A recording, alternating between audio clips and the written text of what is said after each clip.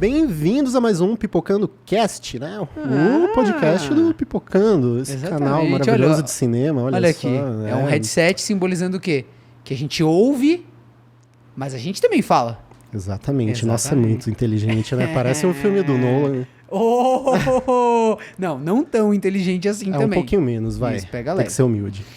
Estamos aqui reunidos hoje sem nenhum alimento na mesa para conversar sobre uma série... Rolandinho, uma pergunta. Que é de comida. Tá, faz a sua pergunta. Qual é o melhor tipo de urso? O melhor tipo de black bear. Obrigado. Ok. Eu sou muito audiovisual. Nossa, ele tem tantas referências.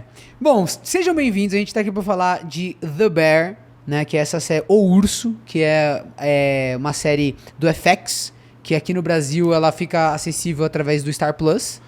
Ou também do nosso amigo Jack Sparrow. Isso, exatamente. E aconteceu uma coisa estranha dessa vez, porque ela estreou a segunda temporada dela muito antes no exterior e chegou pra gente agora, né? Acho que faz 4, 5 dias. A gente tá gravando isso aqui na sexta-feira. Então faz 3 dias que ela tá disponível pra você assistir. Acho que foi desde quarta, né? Desde quarta, 2 dias só. Quarta em si, quinta e sexta, né? 3 dias. Ele é de humanas, tá, gente? Questão de matemática, assim, seria outro podcast. Aí, é uma série que fez um sucesso absurdo, principalmente, assim, nos círculos de crítica, tal, porque ela meio que veio do nada, ninguém viu chegando, e ela mostrou uma qualidade absurda.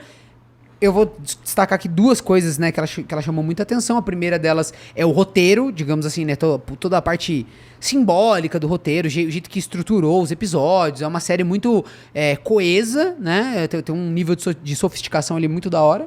E a segunda coisa é a montagem, né, essa química audiovisual aí, mas principalmente a montagem dela, que chamou muito atenção, lembrou a galera ali de Uncut Gems, né? As brutas. Isso, né? Exatamente. Uhum. E é isso. Então, assim, foi por isso que a série ganhou esse destaque. E logo que ela terminou, eles confirmaram uma segunda temporada. Eu, quando soube dessa notícia, fiquei super apreensivo, porque pra mim parece que a série termina muito bem. O que parece proposital, né? Aquele tipo de... aquele jeito que você termina, assim, que dá pra ser um fim, né? Um encerramento, como uma base... Oi, Siri. A Siri tá maluca, tá, pode continuar. Como também a base para uma nova temporada, né? Então, eu acho que termina de um jeito muito bacana. Você pode só imaginar o que seria, né, do futuro deles, como pode, né, no caso de renovação... Então, a impressão que eu fiquei, sendo super honesto, quando eu ouvi isso, eu meio que fiquei em choque. Falei, mano, como assim? Porque pra mim, parecia muito mais uma série de 8, 9 episódios, uma minissérie, que ia acabar ali. Eu não via... Lógico que você sempre pode imaginar o futuro dos personagens, você pode, mas eu não imaginei. Eu falei, porque é uma série que tem todo um argumento e ela tem, assim, algo de plot twist ali, assim, que no final ela te entrega, digamos assim, pronto, né? Aquele arco de evolução das personagens, até terminou. Né? Então pronto, eles atingiram o objetivo deles, eles superaram aquele obstáculo que a série colocou pra você, né, como principal, e aí a partir daí continuar isso é meio estranho. Então assim, o medo que eu tinha é que é uma coisa parecida com o que acontece na série lá que é Super do Bem, que é meio que é de comédia, do treinador de futebol, como é que é o nome? Ted Lasso. Ted Lasso.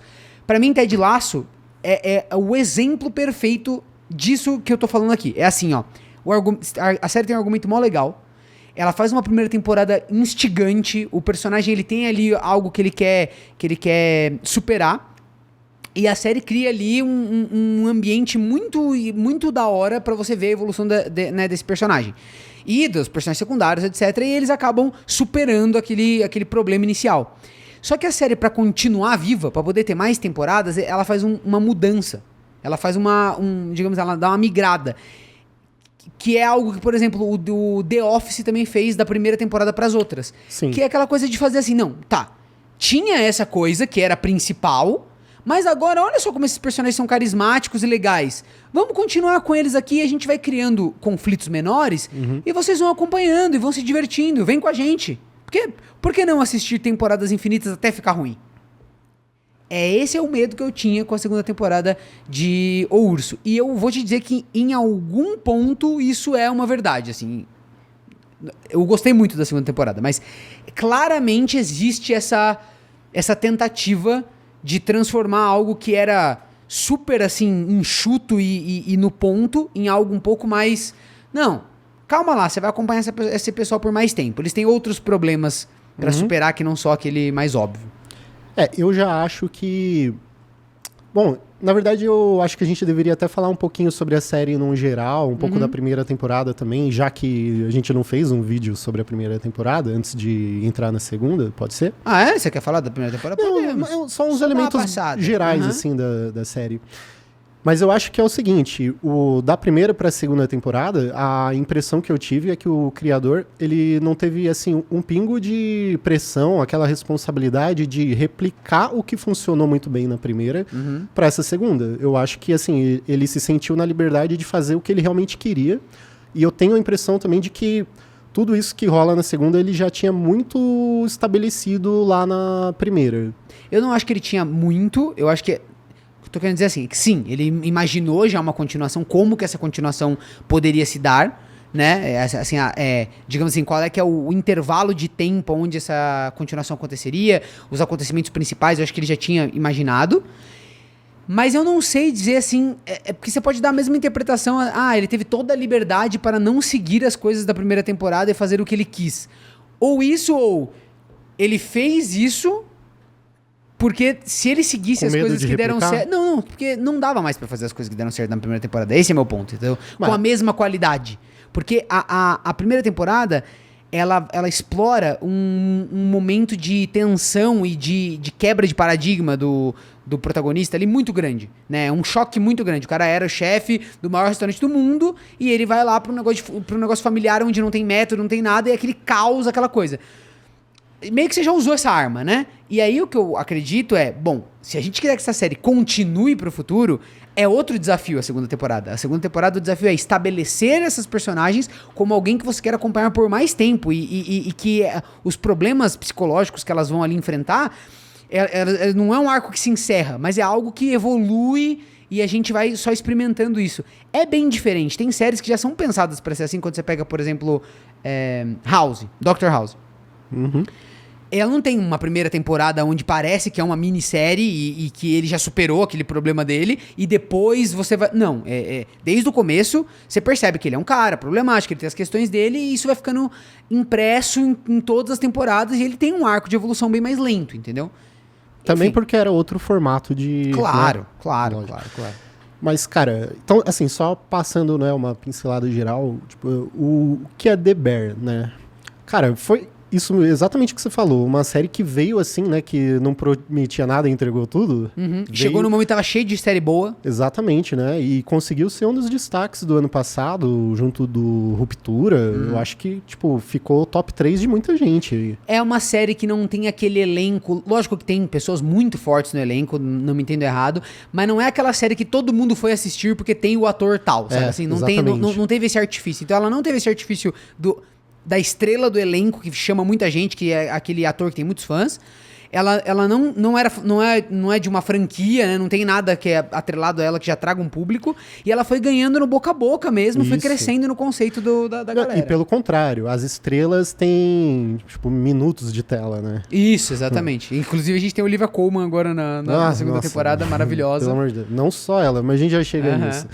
Então, cara, putz, eu senti assim, né, fazendo uma referência óbvia, que a série é como um restaurante que você vai, pode até ser surpreendido pelo prato, mas se você aprende a degustar os sabores, a textura, você sai querendo voltar lá sempre, tá ligado? Eu assisti já querendo a segunda temporada, porque quando eu comecei já tinha o anúncio dela, né? Então, e eu acho que isso até mudou um pouco a tua perspectiva, sabia? Por já ter o anúncio? Não, porque você sabendo que vai ter segunda temporada, você já começa a olhar e já começa a pensar, bom, o que poderia ser explorado, né, a mais, tal. Sim, eu não assisti com esse olhar, sabe? Então, acho que é por isso que eu fiquei tão em choque quando eu soube dessa... Porque a primeira temporada termina de um jeito muito...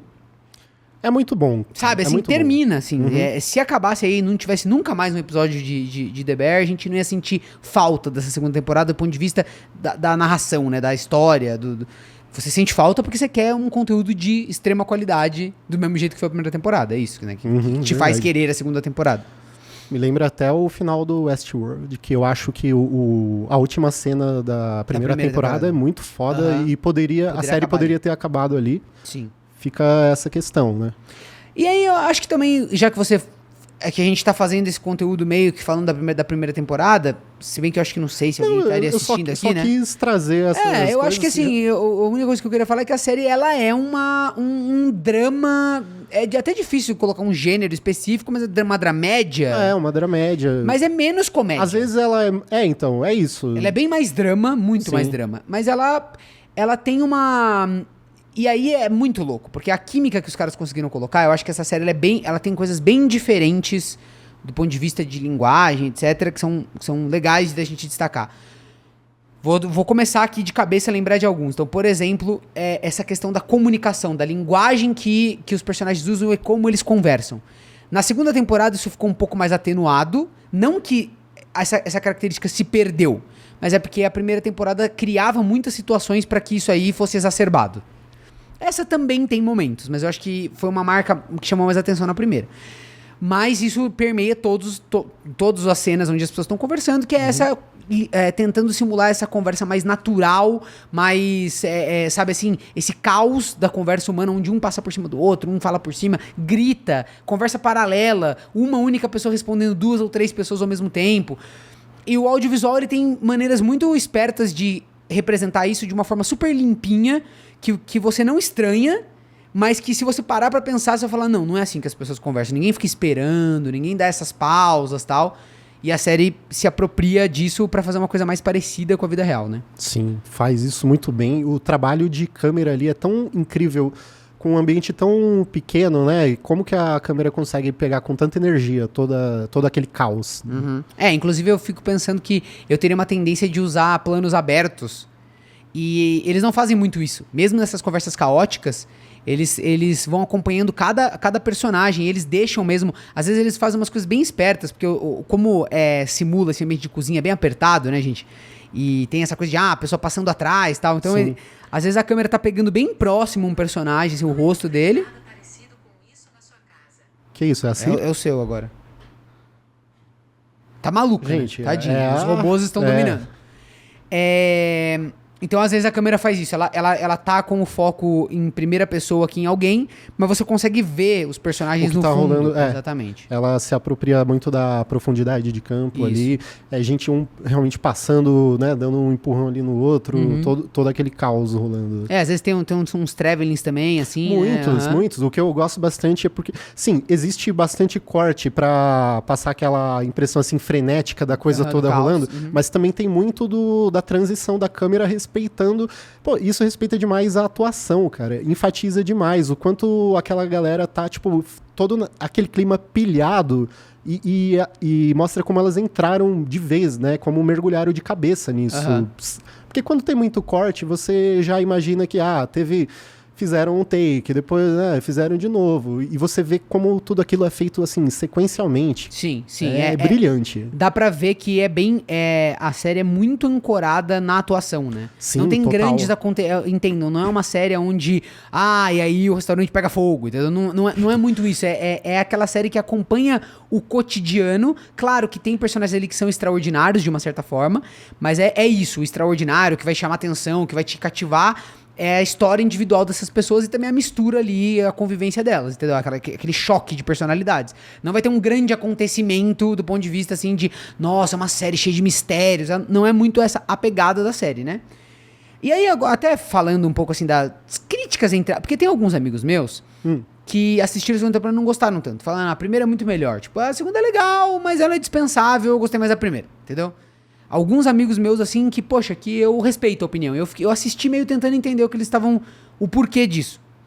E eu concordo que, por exemplo, na segunda temporada, muda, né, obviamente, o objetivo deles ali, que agora é abrir um restaurante no lugar onde antigamente era aquele tipo fast food, não é fast food, né, mas não era tipo mais fast food, né, é de lanche, uma coisa mais despojada, eles queriam fazer, muito, muito massa, na verdade. Né? Uns lanches brabo. E aí eles querem fazer um restaurante agora de verdade mesmo pra servir um cardápio mais tradicional, um menu, né, de chefe, etc. Então, muda o ambiente. Então, o que esses personagens estão fazendo, né? Eles estão numa parte mais administrativa da coisa, não, né? Estão fazendo outras coisas, enfim. A questão eu acho que na tentativa de trazer essa comunicação caótica, principalmente nos primeiros episódios, tem momentos que isso tem algo de artificial pra mim. Assim, sabe? Tipo, toda vez que mostra lá o Carme dentro da cozinha, aí tem lá, por exemplo, o Fak dando curto-circuito no cabo, como se ele fosse, sabe assim? A série se permitiu entrar mais na comédia e aceitar que, não, tudo bem, isso aqui é só pra simbolizar todo o caos que foi vivido durante aqueles dias e tá sempre acontecendo algo caótico, entendeu? Chega a ser uma coisa artificial e ruim? Acho que não, acho que... Mas não tá no mesmo nível daquela coisa... Na primeira temporada, eu não vejo nenhuma cena que eu paro e falo... de novo, você acha que o humor pegando tá fora fogo. de lugar? Não é nem humor, é esses dispositivos que fazem as personagens ficarem brigando paralelamente, entendeu? Nessa temporada tem muito assim de alguém ligou. Aí liga pro Carme, o Carme tá lá na cozinha, e aí, tipo, tem duas pessoas discutindo sobre alguma coisa, que é tipo, não, segura o gesso na direita, sabe? E eles estão brigando, eles estão super... Eu entendo que é uma representação, é algo que a série nem entra, né? Ela nem vai lá entender o que tá acontecendo no curto-circuito, ela só deixa meio ali de pano de fundo aquilo, entendeu? Então, pra mim, virou mais um dispositivo e menos uma coisa, porra, isso aqui é muito foda, vamos olhar essa cena, entendeu? Só que tem a questão, tipo, parecido com isso, tem o lance do gás, que você poderia falar que era... Uma questão assim, e depois lá no final você entende mas só o propósito esse, entendeu? ali. Por exemplo, também... no curto, a gente não passou no... Eu tô querendo dizer só criar cenas. Tipo, é uma tensão no meio do caminho pra alguém que tá correndo contra o tempo, fazendo um puta restaurante, né? Então, eu concordo. E é no meio de pessoas que quando você vai assistindo no decorrer da temporada, e principalmente no 6º episódio, você vê que a relação daquelas pessoas, né? Aquela galera é muito próxima e eles têm uma energia já, um jeito de lidar um com o outro que faz você não achar isso tão estranho. Perfeito. A única coisa que eu tô colocando aqui é que a primeira temporada ela é mais fechadinha no sentido de cada cena, cada coisa que tá lá, não tem uma cena, não tem muito isso de um conflito um conflito repetitivo. Tipo assim, é normal essas pessoas brigarem enquanto elas estão arrumando a parede, e aí cada detalhezinho as pessoas brigam por um motivo diferente. Na primeira temporada, cada vez que tem essa briga, ela é algo. A gente vai lá, tipo, o episódio é meio sobre essa briga, entendeu? E aqui não, aqui, acho que pelo jeito mesmo que o roteiro funciona. Então, eu acho que... Não vou dizer que... Eu não acho que isso é um ponto negativo. Acho que até foi feito de uma forma inteligente, assim, sabe? Pra manter esse aspecto e poder explorar outras coisas. Você tá fazendo outras, Exatamente. Sim. Então... Mas tô só pontuando o que essa galera não gostou, qual foi o ponto exato? Que não tem mais essa coisa... As pessoas gostavam muito desse caos, gostavam muito dessa interação, dessa dinâmica angustiante, e não é que não tenha na segunda temporada. Mas tem outras coisas misturadas. Eu tive esse pensamento enquanto assistia. E eu fiquei pensando, isso não diz mais sobre o que a gente tá esperando do que sobre a série? Com certeza. Né? E, assim, tipo, até que ponto a gente tem que ter exatamente a mesma coisa que a gente viu na anterior, né? As situações daquelas pessoas evoluem, aquelas pessoas evoluem, é legal. Eu gostei muito de ver, assim, esse background de cada um, e faz até a gente pensar, né, é bem louco isso de que nesses momentos de calmaria a gente sente saudade do caos, né, inclusive os próprios personagens, assim, eles se veem movidos àquela energia. O legal é imaginar que a série só pode mostrar episódios mais ternos e de calmaria por conta do caos que já tá instaurado, entendeu? Sim. Então isso é muito louco, né? A série, ela cria um ambiente onde ela pode ter momentos de mais calma. Eu concordo com você. Eu acho que é totalmente uma expectativa nossa que a gente cria. Eu entendo as pessoas, quando você fala de gostar e não gostar... É lógico. Eu adorava a série por conta desse traço aqui, ele não tá mais tão presente, então eu não gostei mais tanto quanto eu tinha gostado. Ok, mas não dá pra negar que a série... Ela se propõe a fazer coisas diferentes nessa temporada e ela faz de uma forma absurda, assim. Soberbo. Eu, inclusive, diria que a segunda temporada tem os melhores episódios da série. Eu também acho. Eu acho que é uma evolução, do ponto de vista do quanto a gente... Quanto você consegue chegar... Porque aí os episódios de Urso também, eles têm uma característica que eles funcionam quase como seasons finales de outras séries. É como se fosse sempre... Dentro de uma temporada tem 5 season finales, assim, que tem 5 curtas metragens da série, você entende? Não, e você não acha... ainda, eu não sei se a gente já pode entrar em spoiler. Eu acho que vamos. Não, tá spoiler, tá, gente? Vamos falar sobre a série e é isso aí. Mas nem entrando muito em detalhe, mas o episódio 9... Ele me lembra muito o fim a season finale da primeira temporada. Porque, tipo, quando eles vão receber, né, os clientes, eles né? perguntam pra Sidney, e aí, preparada? Aí fala, let it rip, acaba. Assim, tipo, acaba. Aquilo poderia ter sido um final de temporada também, né? Com certeza. Assim, ó, de novo, eu discordo um pouco de você no sentido de achar que o cara fez o que ele queria e que ele tem toda a liberdade do mundo. Não é por aí que eu tô interpretando. Eu tô interpretando que o cara é muito foda e ele tem a oportunidade de fazer uma série de altíssima qualidade e ele tá usando dispositivos para que a série continue avançando com mais temporadas. Eu acho que é uma coisa premeditada que claramente vou manter o máximo de qualidade possível fazendo a série poder continuar, entendeu? Eu acho que você tem que fazer concessões quando você toma essas decisões. Existe concessão. Então, mas ao mesmo tempo, você não acha que dessa forma ele tá fazendo como ele quer? Isso, não. O que eu tô querendo dizer é que não é como se ele tivesse feito o produto mais... não, isso aqui é o ápice do que eu conseguiria fazer. Não, ele tá pensando assim, vou entregar ótimos episódios dentro... Por exemplo, o momento que mostra a mãe deles, o momento que mostra o irmão que se suicidou. Esses são grandes ápices que a gente quer ver. Deixa eu ser mais claro. Eu acho que não teve uma interferência lá de executivo falando, não, você vai... Tá ligado? Mas ele mesmo quer que a série tenha uma longevidade e tal. Com certeza, e aí ele tá criando isso. E é isso, você vai ter episódios que são mais mornos. Por exemplo, segundo episódio, depois nem lembro. Sei lá, é isso. Eles estavam lá. A Sidney viajando lá, degustando das comidas, não é? Esse é o 3, talvez? Agora eu não lembro. Sabe assim, tipo... Mas é um puta momento, né? Tem coisas legais. Mas assim, mesmo dentro desses episódios muito legais, você tem ali ceninhas que são aquelas cenas de conexão, mostrando, enquanto tava acontecendo isso, o outro personagem, ele tá lá, fazendo aquela coisa super importante que vai acontecer. A primeira não fazia muito isso. A primeira era quase todos os episódios, eram uma paulada ali, né? Sabe assim, é quase contínuo, né? Sim. Só acontece uma coisa dentro daquele episódio. Então... A série vai... tem mais respiros. Isso, a série vai mudando um pouco o jeito que ela é feita, entendeu? Ela vai deixando de ser essa coisa mega lapidada e passa a ser um negócio que vai abrir vários caminhos que vão ser explorados. E aí, vez ou outra, a gente vai retomando essas... Isso, né? Exatamente. E quando retoma, com aquela energia, se não até maior do que a gente já viu na primeira. Exato. Eu acho que é bem por aí, assim. Então, essa é a diferença, assim, que eu notei, que eu queria dizer, que eu senti, mas ao mesmo tempo ela tem alguns dos melhores episódios. E assim, a gente tem que organizar as ideias, né? Eu quero falar sobre as coisas que eu acho que essa série faz muito bem, que são coisas do tipo, quando a gente fala de Game of Thrones, a gente fala assim, cara, Game of Thrones foi a primeira série que consegue matar os personagens muito importantes e criou meio que uma linguagem a partir disso, criou um tipo diferente de relação que você tem. Você pode esperar a morte de qualquer um. Exatamente. Né? E aí tem outras séries que agora vão meio que beber dessa fonte e tal. E aí, por exemplo, uma coisa que eu acho que essa série consegue fazer que é muito foda é o total... não, vai ser muito difícil colocar em palavras, mas é o total não exagero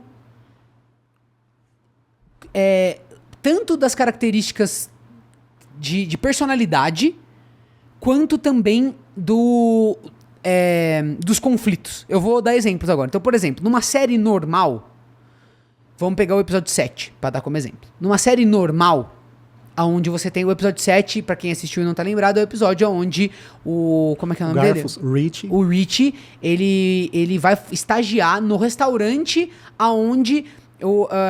É Carme, né? Eu sempre erro o nome dele. O Carme, ele atingiu lá o ápice dele. Ele teve o momento dele de brilho mais foda, que é o restaurante mais foda do mundo. O restaurante, né, que tem 3 estrelas Michelin, considerado um dos melhores restaurantes do mundo, se não o melhor restaurante do mundo. Então ele vai lá, a pedido do Carme, tipo, o Carme usa ali contatinho, um contatinho dele. A segunda temporada tem muito isso, né? Tem Vários os contatinhos. QI, né? Isso é muito legal. Ó, só uma parte. É muito foda. Eu amo isso nessa série. Que eles estabelecem o Carme como sendo um personagem meio Dr. House, assim. Ele é muito foda. Ele é um cara, tipo, gênio, mestre. Só que a série não mostra isso pra gente muito.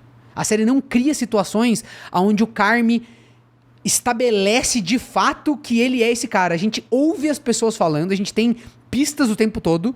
Ah, ele desenha. Ah, ele era... Tem aquela coisa do cara que era estagiário com ele. Isso. Tem um momento na primeira temporada lá, que ele faz um lanche, a galera paga um pau, mas são essas pinceladinhas, né, que... Sabe, ele nunca... A série não usa de um artifício de tipo assim, e aí vai dar tudo errado, e chega o Carme, e aí ele puta que pariu, o cara, todo mundo respeita ele e tal. E nem mesmo ele caindo no clichê de ser o gênio babaca, né? Isso. Então, é sobre esses clichês que eu tô falando sobre tudo. Então, por exemplo, o Rich, ele chega lá no restaurante... Qual é o arco que você que já assistiu 1 milhão de histórias imagina? Principalmente depois de você ver a primeira cena, que o cara chega lá e fala assim, não, você vai esfregar garfo, você vai tirar a mancha de garfo pra sempre. A primeira semana é só isso. Porque a gente é o restaurante mais foda do mundo. A Anne ainda vai lá fora e o Rich tá meio fumando. Não é que tá fumando. Ele manda ele chama pra fora. Pra conversar e ele fala, não, brother, você não gostou, você vai embora. É assim que funciona aqui. Tipo, uma conversa super curta, né, curto e grosso. Vamos voltar a trabalhar e você que se dane. Automaticamente, você que já viu um monte de história, você fala, beleza, cara, então é isso. Vai ser tudo sobre isso e ele vai ter que meio que ir quebrando essa barreira, ou não, ele vai espanar, mas de alguma forma está estabelecido que é esse restaurante. Uhum. O caralho é igual na vida real, é mais normal, é mais comum, é mais palatável, entendeu? Não, as pessoas que estavam sendo rudes com ele ali já estão meio fazendo piada, eles têm um momento de descontração. Tipo, é mó sério, mas as pessoas não são robôs, elas conversam. É muito humano, essa série é sobre humanidade em vários aspectos, cara. Mas muitas tentam e acabam caindo nisso. Sim, essa consegue, eu acho, tanto na primeira quanto na segunda, pra mim é certeiro.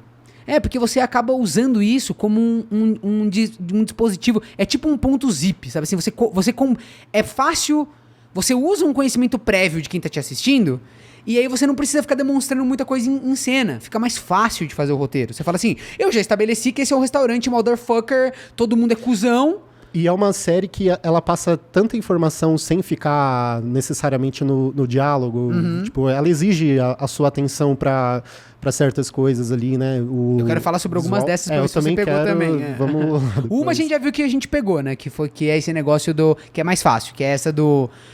O cara, porque lá o confeiteiro fala pro confeiteiro que tá lá, quando ele conta a história, eu já falei, será que é o Carme, né? Será que é isso? Já tinha deduzido. Mas depois aparece a foto, né? Aí quando aparece a foto, vem a certeza. E aí, olha o louco disso. A grande frase dessa temporada, né? Todo segundo importa. Já tinha sido mostrada no The Bear, né? Na primeira temporada, você fala? Aqui, na construção. E lá em Copenhague também, no restaurante desse cara. Então já mostra a influência que os dois tiveram lá, trabalhando lá. É muito da hora que essa série faz muito isso, que é as pistas que ela vai deixando ao contrário, né? Então assim, primeiro aparece a influência. Isso. Primeiro ela mostra, sem te dizer, né? Mas ela põe ali no meio como se fosse uma coisa normal ali do linguajar ou do comportamento daqueles personagens. E aí depois ela te mostra de onde veio. Então é esse quebra-cabeça que vai formando a genialidade do Carme, por exemplo. É isso que eu acho legal. Ele é um personagem genial e você acessa essa genialidade. Não, a série não chega lá e cria um episódio onde você vê tudo. Assim, você fala, tá, entendi, o cara é muito foda, ele tem um AP... Por exemplo, isso dele desenhar as coisas e das pessoas acharem ele genial quando ele era criança, não porque ele virou um chefe genial, mas ele já era alguém que tinha um traço... já fazia coisas diferenciadas. Isso, exatamente. A série ela tem uma calma pra ir colocando isso, uma confiança de que você vai ir... Você mesmo vai ir grudando essa colcha de retalhos e vai no final ter uma imagem mais clara do que é esse personagem que está sendo construído, como, por exemplo, a irmã dele. Nossa, foda! Muito, muito foda. Primeiro te mostra o caos que é aquela pessoa. Sim. E depois a série vai construindo... Parece besta a gente falando isso, mas que muitas séries fazem isso. Mas essa ela faz com uma elegância e com uma economia muito grande. É isso, é porque ela faz o que muitas tentam fazer, cara. É isso basicamente mesmo. Isso. Não, é fantástico. E todos esses personagens, né, quando a gente chega lá no... Não, antes Queria falar, vamos um pouquinho mais sequencial, né? O episódio do Marcos, que ainda é desses momentos de calmaria da série, o que traz aquilo, assim, de tão espetacular? Tudo o que aquele episódio passa sobre dedicação, sobre aprendizado. E eu acho tão foda essa sacada narrativa de que o confeiteiro, ele é uma figura tão doce, né? Como ele é trabalhado como essa pessoa tão doce. Isso meio refletindo isso, né? Mas é um cara também muito preciso, né? Porque você sabe que a confeitaria na culinária, ela é a parte científica da culinária, né? Não sei se você tem essa... Não tô ligado. Dentro da gastronomia... É considerado... O doce, ele é muito mais metódico, ele é muito preciso. Ele é assim, 47 gramas de açúcar, se for 48 o bolo não cresce, sabe? É o tempo exato, é um negócio... Agora, os salgados, eles não, eles já são mais eles são... É contra-intuitivo, na verdade, porque a sobremesa é sempre tão linda, mas ela tem algo de muita precisão e matemática, sabe? A pessoa tem que ser muito focada, tá? Um perfil de pessoa, que é diferente do perfil do cara que faz, por exemplo, um prato salgado, que ele ousa, ele põe uma erva, ele vê como é que tá, ele prova o molho, ele acrescenta coisas no molho meio ali na hora. Ah, não, falta um pouquinho mais de acidez, sabe? Ele regula meio no palato dele ali, entendeu? No olhômetro também, né? Isso, exatamente. Então tem esse contraste do perfil da pessoa que vai pro doce e do perfil da pessoa que prefere a gastronomia do salgado, tal, né? Então já é uma coisa contrastante, né? Mas o que eu ia falar é que esse episódio é um super exemplo também daquilo que eu te falei, de como as séries normalmente se utilizariam de artifícios simples para construir uma tensão, e essa série se permite às vezes até não ter tensão. Ele chega em Copenhague, e aí ele vai lá e ele vai falar com o confeiteiro. O confeiteiro é um cara todo ajustado, né, posturado. Aliás, uma das participações especiais incríveis dessa série, o Will Poulter, cara foda demais. Muito foda. E ele faz combina muito com ele o personagem, ele faz o personagem com uma muito finesse, legal. Né? É muito foda, né? Não se excede em nada. Todos ali são alguns mais que outros, né? Mas e aí o que eu acho foda nesse episódio, que é um exemplo do que eu tô falando, é essa naturalidade. Porque o que acontece? No mundo real, você conhece alguém que é mais durão, mas a pessoa tem um lado solto também. Só que quando você vai mostrar isso, você tem um tempo curto, que é o audiovisual, né, o mais fácil é falar, não, cara, vamos exacerbar essa característica do cara e fica implícito que ele é, sim, um ser humano, tal, mas a gente vai mostrar na tela isso aqui, pro cara entender bem qual é que é o conflito. É ele indo lá, ele acha que ele é um confeiteiro foda, e ele chega num lugar onde tem um confeiteiro muito mais foda que ele, e aí depois ele descobre que, na verdade, esse confeiteiro muito mais foda do que ele conheceu pessoas ainda muito mais fodas que ele. Existe uma escada, né? Então aí, como é que a gente tende a querer fazer um roteiro assim? Isso. E olha como ela passa essas coisas na sutileza, que ele pergunta, você sabe fazer uma geleia de sei lá o quê? Ele, claro, lógico. E o cara já sabe que ele não sabe. Chega com a receita. Tá lá no Google, toma aqui a receita.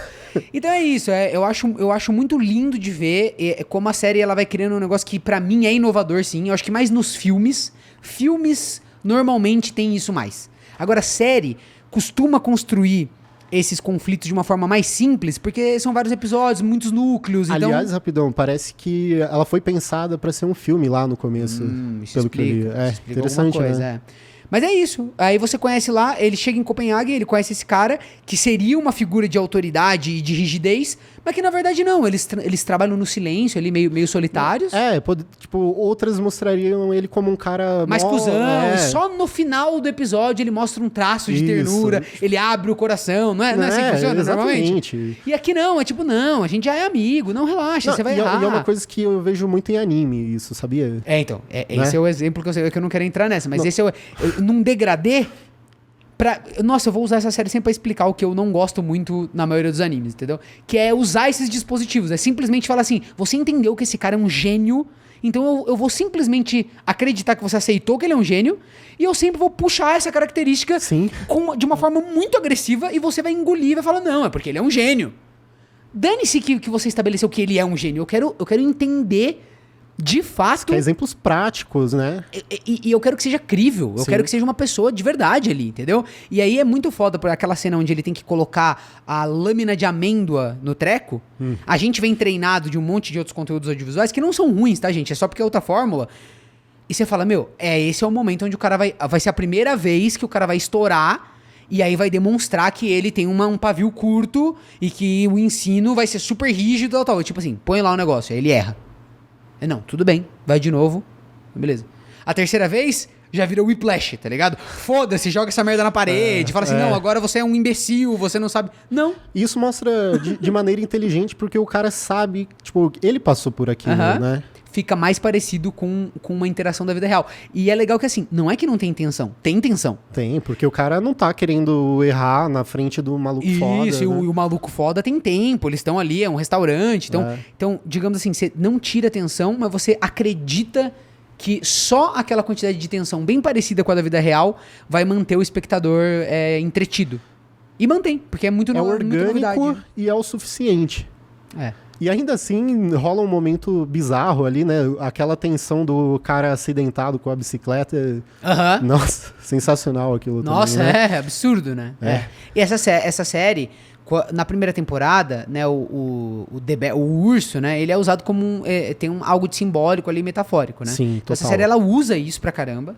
Na segunda temporada, menos. Essa é uma das coisas que eu acho que você perde também quando você tá fazendo uma série mais... Em alguns momentos que você vai ter coisas assim. É claro que existe, por exemplo, os trens ali, a forma como as imagens de drone são usadas, tem muita simbologia ali envolvida, né?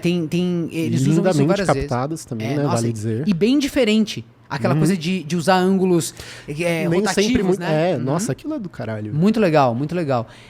Por exemplo, no episódio onde o Rich vai fazer o estágio, tem várias coisas naquela primeira sequência, né? Primeiro, ele nunca acorda ele sempre acorda com o despertador, relógio, e aí depois ele acorda antes do despertador, e depois ele acorda depois, né? Então essa é mais quando óbvia. Ele se desilude, né? Mas umas que são mais sutis, assim, não são tão sutis.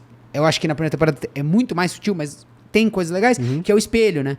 Quando ele começa, o ângulo do espelho mostra duas imagens dele como se ele tivesse fragmentado ainda, quebrado, né? De alguma forma. Porque é o episódio em que ele tá se descobrindo, finalmente. Então... E aí quando finalmente ele tá realizado, aí mostra ali ele inteiro e depois no final mostra ele de novo, como se de alguma forma ali ele estivesse desestabilizado pelo final do estágio dele, né? Antes dele conhecer a Olivia, né? Outra coisa são os relógios na série, que eles colocam relógio em vários quadros. Personagem. Porque a série ela quer estabelecer que tudo que tá acontecendo dentro de um prazo muito apertado, né? Então pra tentar manter um pouco dessa pimenta que eles criaram na primeira temporada também, né? A corrida contra o tempo, o sentimento de urgência, né? O caos. Eles vão lançar mão desses artifícios visuais, de arco, narrativo e tal, pra criar essas metáforas e esses símbolos durante a temporada. Menos, eu acho, um pouco, ou talvez menos rebuscado do que a primeira temporada, menos enigmático, mas ainda muito bom e mais do que a média da série. Bom de uma outra maneira, né? São diferentes maneiras. Isso que é foda. Propósitos diferentes também. E por falar em relógio, cara, como o tempo, né, ele é um personagem e tem muitos valores passados, porque quando a gente vê esse negócio do relógio pra todo canto, a frase, cada segundo importa, não tá falando só sobre o tempo pra se economizar na hora de servir. Mas de aproveitar, né? Aproveitar, cara. E isso também não é só sobre o trabalho, mas é sobre a vida. E essa série fala muito sobre isso, sobre a humanidade, o tempo que a gente leva e que às vezes não leva, né, para fazer certas coisas. Eu não gosto muito de digamos assim, quebrar o código para a pessoa que tá assistindo, sabe assim? Daquela coisa de falar, você percebe qual que é o tema da temporada, você vai lá e conta. Até porque às vezes você não sabe, né? Você não sabe se você sabe. Sim. Mas essa segunda temporada, aqui dando um chute e entrando nesse assunto, esse é o tema, né? Esse Every Second Counts é sobre o que é a segunda temporada. Por quê? Porque o personagem principal, que é o Carme, ele tem essa coisa de que ele é um maníaco pelo trabalho, ele se permite pela primeira vez viver, digamos assim, no momento mais conturbado da vida dele, talvez, que é a maior aposta dele, e no final da temporada fecha-se esse arco onde reestabelece essa tensão entre cada segundo importa e você tem que aproveitar a vida, mas também a busca pela excelência te cobra um preço muito alto. Enquanto assistia, você sentiu vibes do Whiplash? Sim, o tempo total, todo. Né? Sim. Principalmente com isso. Tentando fazer coisas um pouco... Porque o Whiplash, ele pisa muito no acelerador numa direção, né? Com uma super sutileza e tal, mas ele quer representar isso de até onde o extremo vai, né? Sim. E a relação também de mestre e aprendiz e etc. etc, né? O ego e o lance de você abraçar ou não a sua vida pessoal, né? O seu relacionamento, tipo, isso tá realmente te impedindo de buscar a grandiosidade ou você só não tá sabendo como fazer? E pra mim a coragem, tanto dessa série quanto do Whiplash, é que por ser um filme, o Whiplash já passa a mensagem de um jeito mais conciso e fechado, né? A série não, ela fica ali brincando de abrir e fechar essa portinha, né? É ou não é? A gente não sabe a opinião da série ainda, né? Aberto, a gente não sabe a opinião da série ainda. Mas dá pra saber que essa é uma resposta. A resposta amarga é que algo dos dois é verdade, né? De que, digamos assim, sim, talvez as pessoas mais inacreditáveis, elas sim abriram mão de muita coisa, mas talvez buscar esse algo incrível, você não saiba direito se você quer mesmo buscar aquilo ou não, e você tá nessa jornada abrindo mão da sua vida, e nem é algo que realmente vai te preencher quando você chegar lá. Normalmente não é, né? Então é uma busca infundada, ilusória e tal. Esse é um tema que sempre me atrai, porque todo mundo que é youtuber, que trabalha com internet... Todo mundo não, mentira. Mas em todas as áreas, na verdade, né? Existe uma parte dessa área que dá espaço pra alguém trabalhar que nem um maluco, assim. Que dá espaço pra você indefinidamente dedicar tudo da sua vida pra aquilo ali, porque a escada da subida não tem um limite. Não tem alguém que chega e fala assim, se você estiver entregando as suas coisas na data, tal, acabou, você já tá sendo o máximo de eficiente que dá pra você ser. Né? E quando você tem equipes que estão tentando alcançar um resultado muito absurdo, muito acima da média, normalmente esse assunto surge também quando a gente fala de esportistas, no esporte eletrônico, que é algo mais novo, tem surgido muito essas discussões, e eu até fiz uns tweets uma vez falando que as pessoas não estão nem preparadas para essa conversa, porque elas vão olhar com o olhar da vida delas, sabe? Você vai imprimir uma coisa da tua vida pessoal. E desculpa, você não é um atleta, você não é o cara, sabe, essas pessoas, mas não é saudável pegar os jovens e colocar eles pra jogar 20 horas por dia, pra eles... Tá bom, mas quem disse que é saudável pro cara da maratona de bicicleta, sei lá, por exemplo, pedalar 17 horas por dia? Não, ele vai ter dano muscular, ele vai ter problema de saúde que ele vai ter que lidar a vida inteira dele, ele vai destruir o corpo dele. E o boxeador, então? Que tem dano cerebral pra sempre. Então, assim... Quando a gente tá falando de levar os seres humanos no limite, é, na verdade, passar o limite. O limite é a morte. Sabe assim? O limite é a morte e a lei. Então... E o Whiplash, o Urso ainda nem tanto, mas o Whiplash toca nisso, né? Mostra, né? Chega nesse extremo. Então, esse é um assunto que exige uma delicadeza, porque quando a gente olha para nossa própria vida, a gente o ser humano tem essa tendência de contar uma história sobre si mesmo, sempre achando que ele já passou pelas situações extremadas da vida, e é mentira, isso em algum nível na sua vida é mentira, sabe assim? Você não foi o cara que mais estudou, você não foi o cara que mais sofreu, você não foi o cara que ao mesmo tempo. Às vezes você vai ter uma história de muito sofrimento, entendeu? Às vezes vai ter uma história de muita dedicação.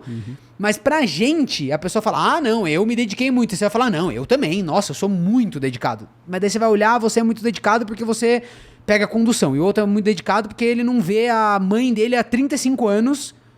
Você entende? Perspectivas diferentes. O degradê da coisa é muito absurdo, sabe? Então... E é muito pessoal também. Você tem que acreditar na autobiografia da outra pessoa. Você tem que acreditar na palavra dela a respeito da própria história dela. Sim. Né? Quando alguém diz uma história triste, você vai ter que... Você vai ter que comprar aquilo ali, né? Não é que nem uma série que a gente pode assistir um flashback. Né? Que faça... tá, então é por isso. Enfim, mas assim, resumindo tudo, acho que todo mundo em algum ponto da vida passou por uma situação extrema. Algumas pessoas vão ter uma vida que vão permitir que você passe por situações muito surreais, muito acima da média em alguma dessas áreas, entendeu? Eu julgo que eu passei por algumas, em algumas áreas da minha vida. E sempre que... Principalmente quando tem a ver com dedicação e trabalhar, e se matar de trabalhar, e passar do limite da saúde, ou negligenciar relações pessoais, coisas assim. Eu me relaciono com isso, e é uma tensão na minha vida o tempo todo, de encontrar esse equilíbrio e estudar o tempo todo pra ver se eu tô errado, se eu estava errado em algum momento. Isso é tão difícil na era das redes sociais, em que a gente acaba se cobrando tanto, não é? Sim, porque você pode se comparar, você pode ver o resultado das outras pessoas. Então, e aí quando você tá trabalhando com equipes tem isso também, porque cada um tem um limite diferente, então às vezes você vai passar do limite com uma pessoa, às vezes tem uma pessoa ali que você pode levar ela pras estrelas, e ela vai estar bem. E aí você tenta aplicar essa mesma fórmula com uma outra pessoa, você mata a pessoa, louca. E isso entendeu? o The Bear mostra tão bem com o Ibra, né? Nossa, Cara, eu tenho tanta coisa pra falar desse personagem muito legal, que quase né? não apareceu. Mas é muito legal o que ele representa, né? Então, assim, eu acho que a gente falando sobre o tema principal é muito da hora, porque a série não dá uma resposta simples, ela não toma um partido de tipo, vale muito a pena você dedicar tudo. Até porque a verdade não é simples. E que verdade, né? Exatamente. Então ela estabelece muito bem, mas o que eu acho a coisa mais bonita a respeito desse tema na série é quando a personagem da Olivia Colman, que é a chefe bam, é a dona, né? É a chefe mesmo daquele restaurante que é o melhor do mundo, ou um dos melhores do mundo.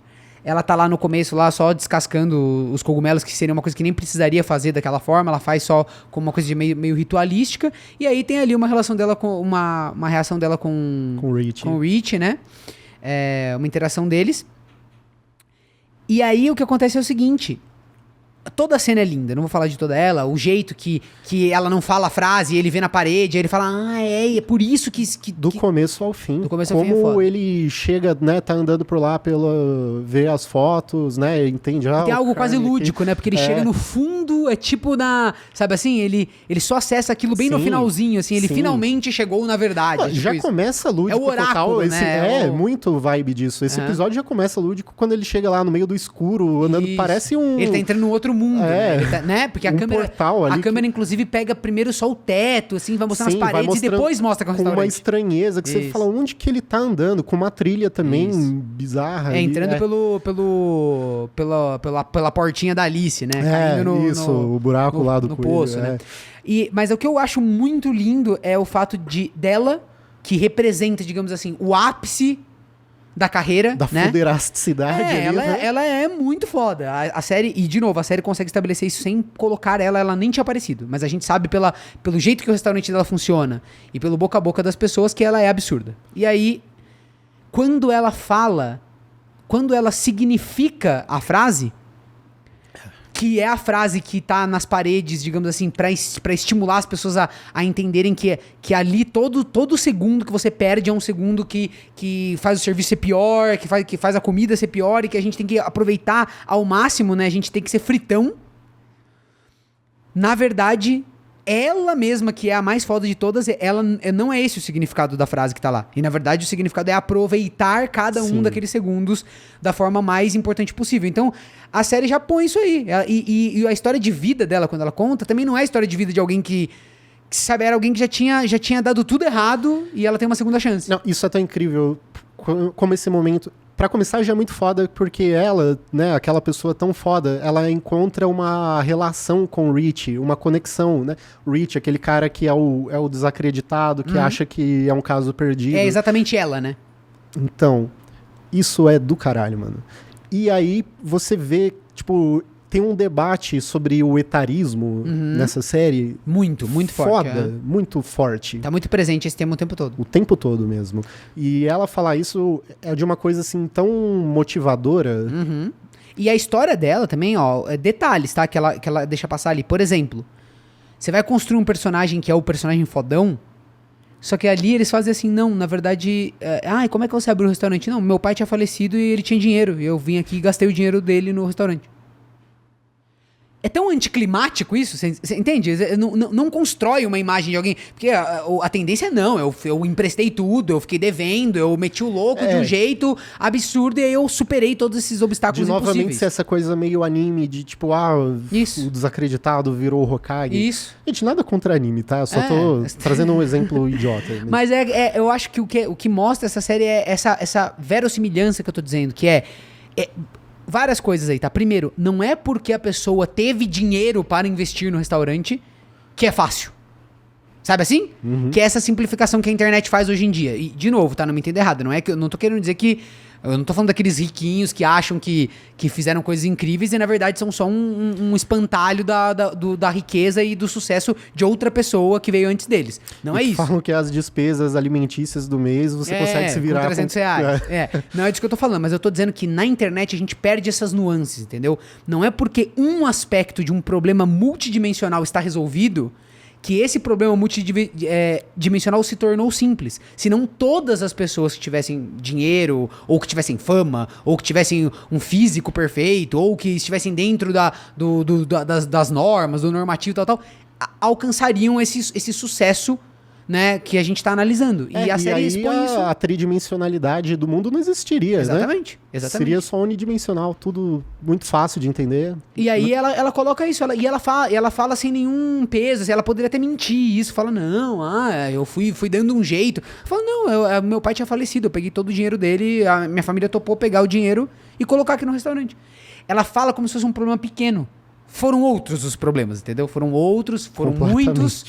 Foram sinistros. Por exemplo, ela já era mais velha.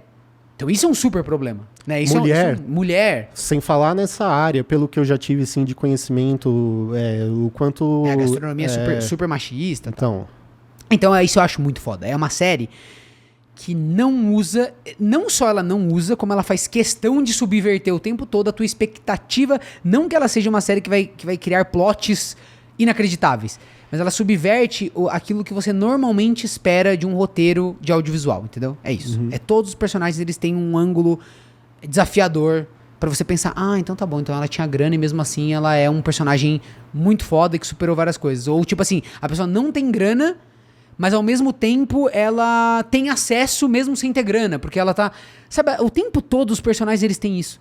Cada personagem ali tem um pouco dessa... Então isso é a coisa que eu mais gosto, é essa sutileza que a série consegue alcançar. Não, e já que a gente tá muito dentro desse episódio, eu acho que o Rich, se ele não tem o maior crescimento da temporada, talvez ele tenha o mais significativo, né? Porque ele passa do cara que não sabe o que ele é, ele não sabe quem ele é, pra encontrar um propósito. E esse episódio também fala de uma outra coisa muito bonita, que é a servidão. Aí é que tá, passa um outro propósito, uma outra ideia do que é servir alguém.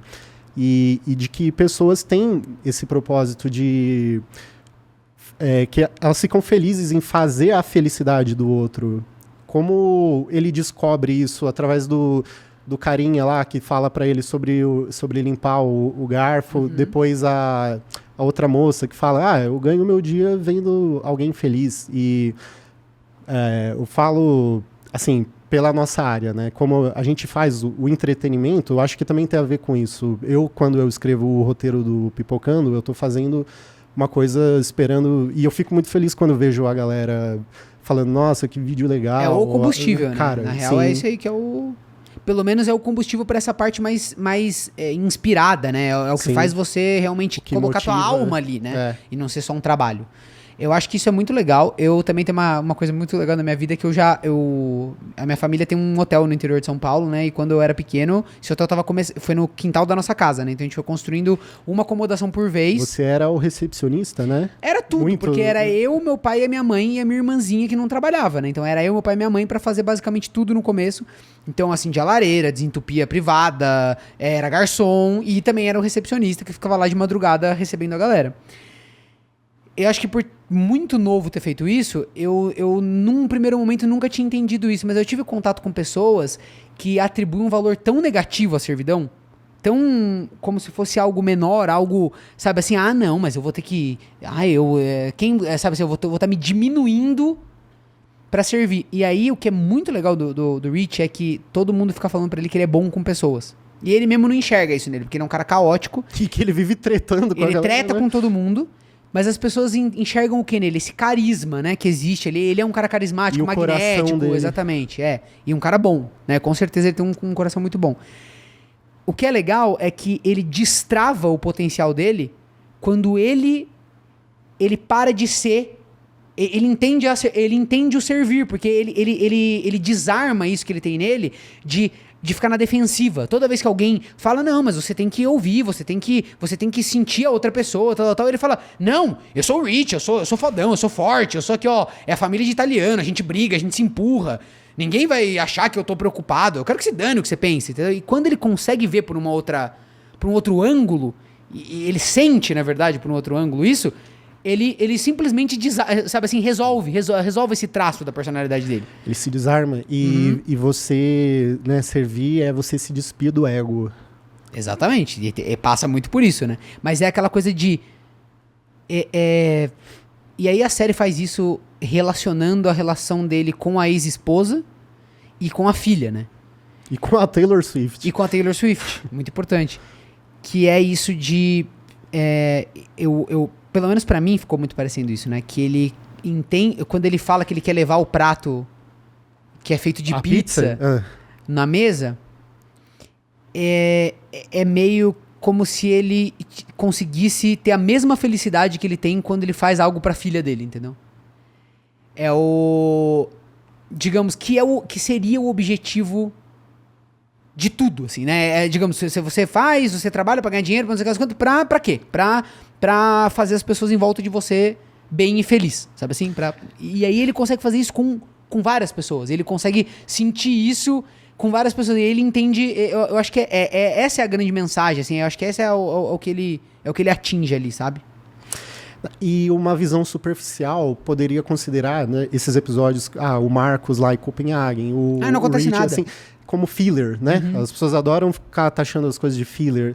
Só que como isso agrega pro final ali, muda, né? Completamente a série inteira. Porque é um personagem... Porque essa série, como ela é dramática, né? E é um drama muito bem feito, é a relação entre as personagens que cria a tensão. Então é pelo Rich ser como ele é que o Carme, as dificuldades do Carme com ele mesmo se acentuam. Porque ele precisa usar ali um traço de personalidade dele que é fraco, ou que não tá bem desenvolvido, ou que é um trauma. E aí a relação não dá certo, porque essas pessoas têm que coexistir. Quando você resolve ou você muda uma característica de um desses personagens, a dinâmica inteira do resto dos episódios vai ter que mudar. Entendeu? Porque agora que o Rich é uma força conciliadora, ele é um cara que é mais centrado, que se permite também ouvir, que é mais flexível. Agora, várias cenas que faziam sentido antes, que poderiam ser criadas, dinâmicas, não vão mais fazer sentido. E inverte, porque quando ele é a sensatez pura, ali no último episódio, o Carme tá desparafusado total das ideias lá, quando ele tá preso na geladeira, né? Eu quero te perguntar, então, só uma curiosidade, só pra tirar isso da frente. Você conseguiu... Eu nem sei se eu tô certo, na verdade, mas você percebeu o que acontece no último episódio ali? Qual que é? Que tem uma coisa que dá muito errado. Uma coisa que dá muito errado... Acho que muitas coisas dão... Não, mas uma coisa que, digamos assim, que desconstrói tudo que eles acham que deu certo e, na verdade, deu tudo errado. Tá, eu tenho algumas coisas na cabeça, mas é mais fácil você falar, então. Que tem a ver com os pedidos. Com os pedidos? Não. Acaba o papel da máquina. Ah, tá. Ok, sim. E tá, bom, não, beleza. tem uma Era ênfase. isso. Sim, tem uma ênfase nisso. A Sidney, eu acho que ela presta atenção. O negócio. E o som fica. É que na verdade é o seguinte: eles entregaram tudo a tempo porque, na verdade, não chegaram todos os pedidos. Talvez muita gente nem tenha jantado. E é Friends and Family. Então, tipo, as pessoas falam... E aí fica claro naquela cena onde eu sou péssimo com nomes, como é o nome dela? A menina. Sidney. É Sidney, né? Ela fala com o pai dela, tá vomitando lá de tensão, e o pai dela fala, não, foi ótimo e tal. E a gente nunca vê ele comendo. Então, na verdade, todo o medo dele que ele tinha, aquela apreensão de falar, putz, filha, toma cuidado, pá, na verdade, a gente não sabe se ele abriu mão de... Sabe assim? Então, e se você lembrar do momento em que ela pede pro Fax perguntar se o pai dela queria alguma coisa, ele não pergunta, porque ele é desviado daquilo. Exatamente. Então, assim, é justamente por isso que eu acho que essa é uma das pistas que me leva a acreditar que o que a série constrói é que o pai dela vai ali e, digamos assim, ele passa a mão na cabeça dela no sentido de entender muito mais vendo a paixão e a dedicação dela do que de fato o resultado, que o resultado foi péssimo, entendeu? Então, e é legal que a série não fala, não deixa claro o quão péssimo foi, se foi um caos. Faltou 5 pedidos, faltou 15 pedidos. E a coisa mais corajosa que eu acho de todas, que é muito legal, é mostrar que, na verdade, sem o Carme, realmente deu assim... Eles falharam no final, você entendeu? Tipo assim, eles fizeram tudo e eles superaram o que eles achavam que eles conseguiam entregar. O Rich realmente tá no ápice dele, ele vai lá, ele faz o negócio, ele realmente tenta entregar o máximo total, mas ele não percebe que a porcaria da máquina ficou, porque ele tá tão cheio de si ali que ele não percebe. E depois a menina vai lá e percebe. E aí ela fica muito mal, né? Ela tem essa vertigem porque ela percebe que deve ter faltado pedidos, entendeu? E eu acho essa é uma coisa muito corajosa. É isso que determina a série ser muito complexa. Que é assim, gente, Nenhum deles é o cara que trabalhou no restaurante 3 estrelas Michelin. O que eu tô querendo dizer é assim, eles ainda não chegaram lá, não é uma coisa de fantasia onde falar, só porque todo mundo está super esforçado, sim, eles conseguiram fazer algo lindo, entendeu? Não, por mais que o cara tenha mudado completamente. Ele tá no melhor que ele conseguiu tá até hoje, ápice, mas não, e deu errado, entendeu? Exatamente. E porque restaurante, tudo que eu sei a respeito é isso aí mesmo, cara. O quanto é difícil. Ainda mais nesse nível, né, de hospitality. Não, né, e eu lembrei, porque tem um mano lá usando droga. E eu lembrei, um conhecido meu que fez gastronomia, uma vez ele falou assim que impossível... Super normal, né? Não, falou, não dá pra trabalhar com isso sem fumar um beck. Você acha? É porque tem que... acho que vai ter gente que vai usar uma pra acelerar e outra pra... Você tem que chegar no nível de energia, né? Você precisa estar naquele... Exatamente. Às vezes um tá mais acima, às vezes o outro tá mais embaixo. Precisa... Que doideira, loucura. Né? Tenta só com café antes, tá, galera? Mas enfim, isso eu achei muito foda. Eu acho muito legal isso. E aí aquele diálogo que ele tem com a... Sem querer, né? Com a namorada dele. Nossa. Simboliza tudo isso e de alguma forma é verdade o que ele tá falando. Porque realmente é o momento mais... Digamos assim, ele decidiu fazer a coisa mais audaciosa, que mais vai exigir energia e concentração dele. E a série fica construindo isso o tempo todo. Porque como é que é o nome dela? Tão estranho o nome dela, eu esqueço sempre. Quem? A chefe. A Cid. Ela vai lá e ela come comida pra caramba e ela sabe cozinhar, tal, só que ela cozinha umas coisas, ela não gosta do que ela tá comendo, mostra que ela tá fazendo meio que o cardápio sozinha. E aí depois ele vem e ele dá umas ideias meio por cima e ela troca, e fica uma coisa meio Frankenstein, assim, e tal. E isso é um jeito da série mostrando que o tempo tá passando e ele não está dando tudo que ele poderia dar. Uhum. E aí você fala, não, mas aí todo o talento dela vai compensar isso. E não, entendeu? Faz falta a dedicação dele ali a ponto de dar errado, entendeu? Até porque ela é uma jovem que tentou fazer um restaurante, né? E não deu certo. Ela claramente não... Tipo, você quer fazer um restaurante que precisa lucrar no primeiro mês pra não tombar de vez. Você quer já uma estrela Michelin ali pra começo. Você não vai conseguir fazer isso sozinho. Exatamente. Então eu acho muito legal a série realmente tomar esse ângulo de... Realmente, cara. E aí que fica estabelecido o tema, né? Se você não der tudo que você tem, fica naquele diálogo também do tio dele, que é um cara bem sucedido. Também é uma figura meio enigmática na série, né? Porque ele tem dinheiro, ele tem vários negócios, a gente não sabe exatamente o que é. Não, sem falar que eu não entendi ainda porra nenhuma da relação dele com a mãe, né? Estranho aquilo, né? Eu acho que era, tipo, os pais deles morreram, né? Isso? O pai deles não... O pai deve estar morto. O pai morreu. Não lembro se já falou. Não sei, beleza. E aí ele é o irmão do pai, é isso, né? Eu pensei nisso também. Ainda é meio esquisito, né? Mas é menos. Pensando, claro, porque eu sou de família italiana. Você também, né? Você não é? Sim, sim. Eu achei que minha mãe... que era meio misturado, né? Não, é isso. Tem italiano. Mas é meio assim. É super íntimo. As pessoas, sabe, se abraçam pra caramba, falam umas coisas. Tem esse calor, assim, que pra algumas famílias, tipo, por exemplo, a minha namorada que é alemã, é totalmente diferente, choque de culturas, né? Entendeu? Sim. Então, o brasileiro, no geral, é assim, né? Mas sim, é meio estranho porque eles têm uma coisa quase íntima, assim, né? Quase de casal. Tem 2 vezes ali, né? Dá um beijo, uns negócios meio estranho. Meio louco. Mas eu acho que a série estabelece que é isso, que é desse jeito mesmo. Mas sobre esse debate, eu ainda acho que... eu concordo totalmente com você, mas ali, da parte do Carme, ele tá falando... É mais como se ele não estivesse conseguindo assumir totalmente a culpa, né? Ele tá colocando esse peso de você ter que seguir um caminho ou outro só pelo fato dele não ter conseguido lidar. Sim, né? sim. Ele sai... Vende como se fosse meio que uma conclusão fácil, sabe assim? Não, porque assim, ele deixou de fazer coisas básicas, como ligar pra um maluco, assim, né? O lance da prateleira do lado esquerdo, coisas muito... Mas eu acho que tem um refinamento muito grande nisso também, nas escolhas que eles colocam. Por quê? Porque eu já passei muito por isso na minha vida. Assim, especificamente coisas que são muito parecidas com isso. De você estar com alguém que você precisa dar uma atenção de qualidade e a mínima interferência estragar isso, entendeu? E a questão tem a ver com os momentos também, entendeu? Então Por exemplo, eu tenho uma coisa que são muitos problemas fragmentados que tem que ser resolvido. Muitas coisas que não é sentar e resolver só problemas de redação, só problemas de gravação. Não, é o serviço que tem que reassinar, é o e-mail que tem que mandar pra alguém, é a conta que não tá registrada e tal. Então você fica com essa nuvem de coisas na sua cabeça. E aí tem uma hora que você tem um lapso assim, você fala, mano, eu preciso cadastrar o negócio. E na hora que você vai cadastrar, aí, vamos supor, a minha namorada me manda uma mensagem que é de um negócio que a gente tava falando, e aí eu penso, putz, se eu não responder agora, eu vou deixar de responder. E, por exemplo, no dia dela lá, ela tá com um desafio, ela tem uma coisa lá, e eu precisava dar um suporte, eu precisava mandar um negócio ali. Eu falo, puta, eu vou responder. E aí, se eu abro a mensagem, eu não faço...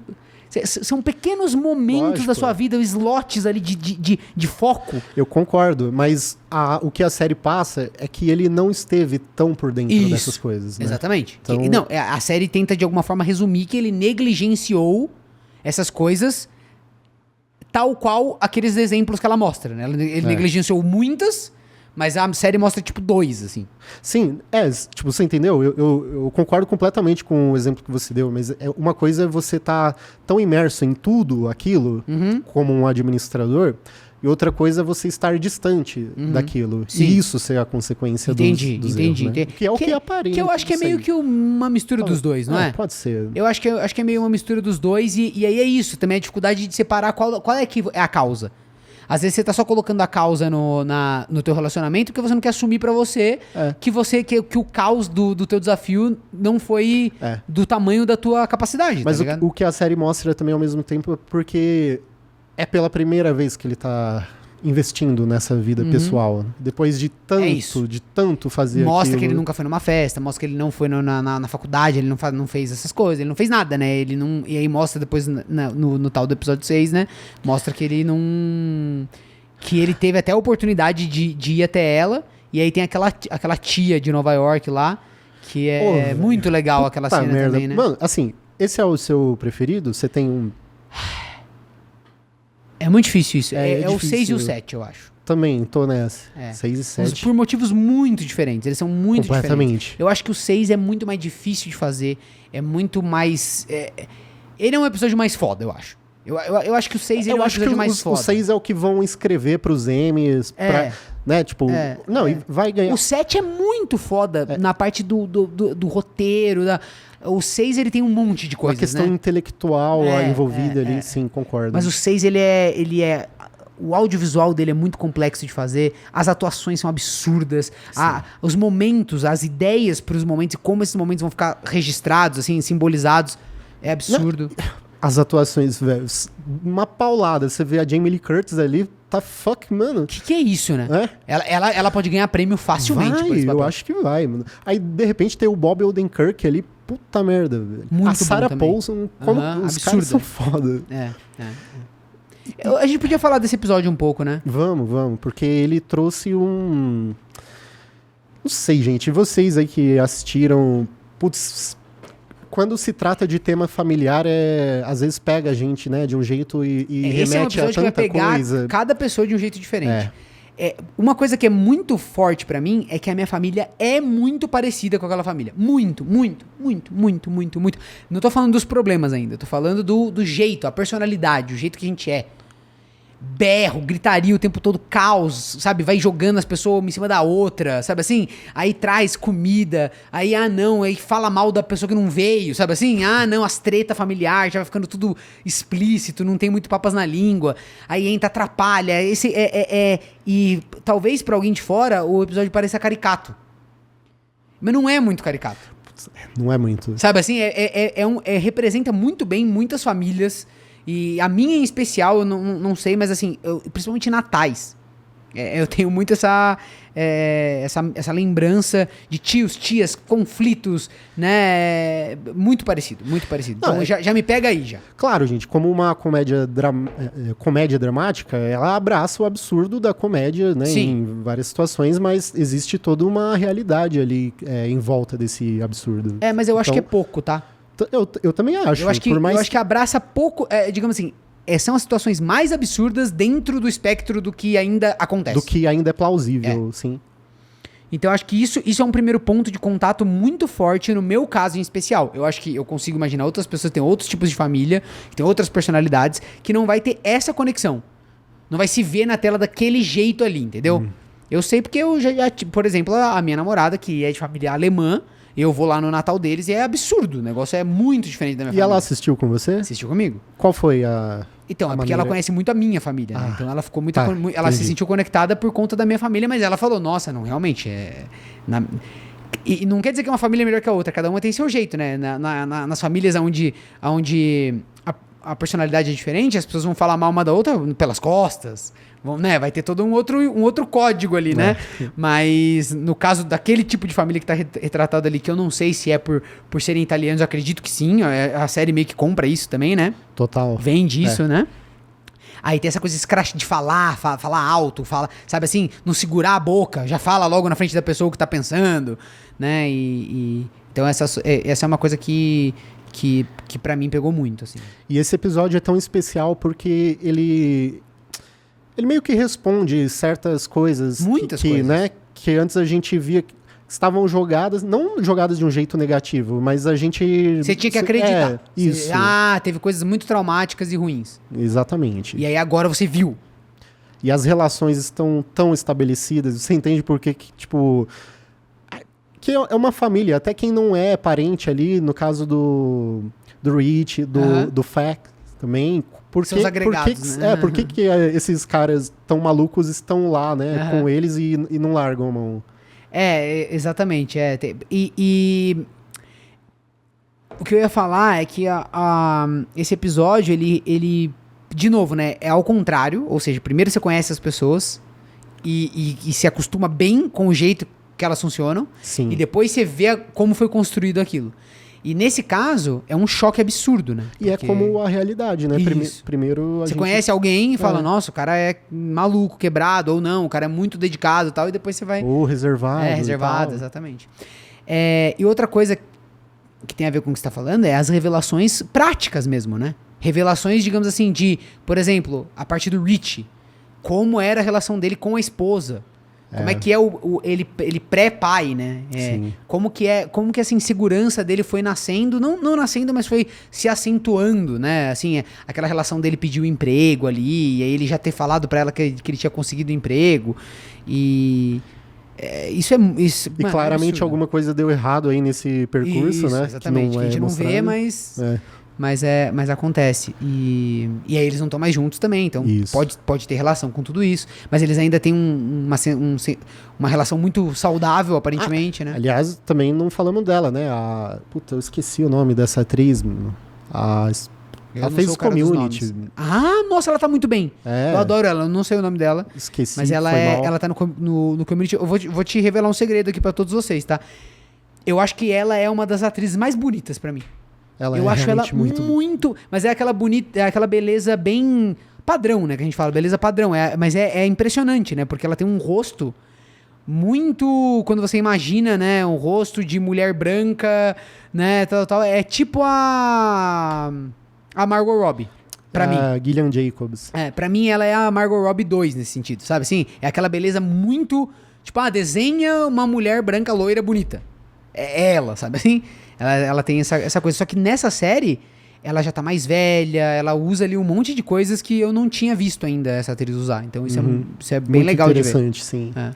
Porque exige uma veia dramática. E ela tá bem, né? Eu achei que ela tá muito bem. Aquela relação dela, aquela interação dela na cama com ele, ali em cima que eles saem da festa. Incrível. E eles estão ali no quarto, sabe? É um momento de intimidade, né? Aquela intimidade deles tão legal, deles brincarem. Eu acho que a atriz faz isso também. Porque ele é absurdo, tá? O ator do Rich é fora do comum.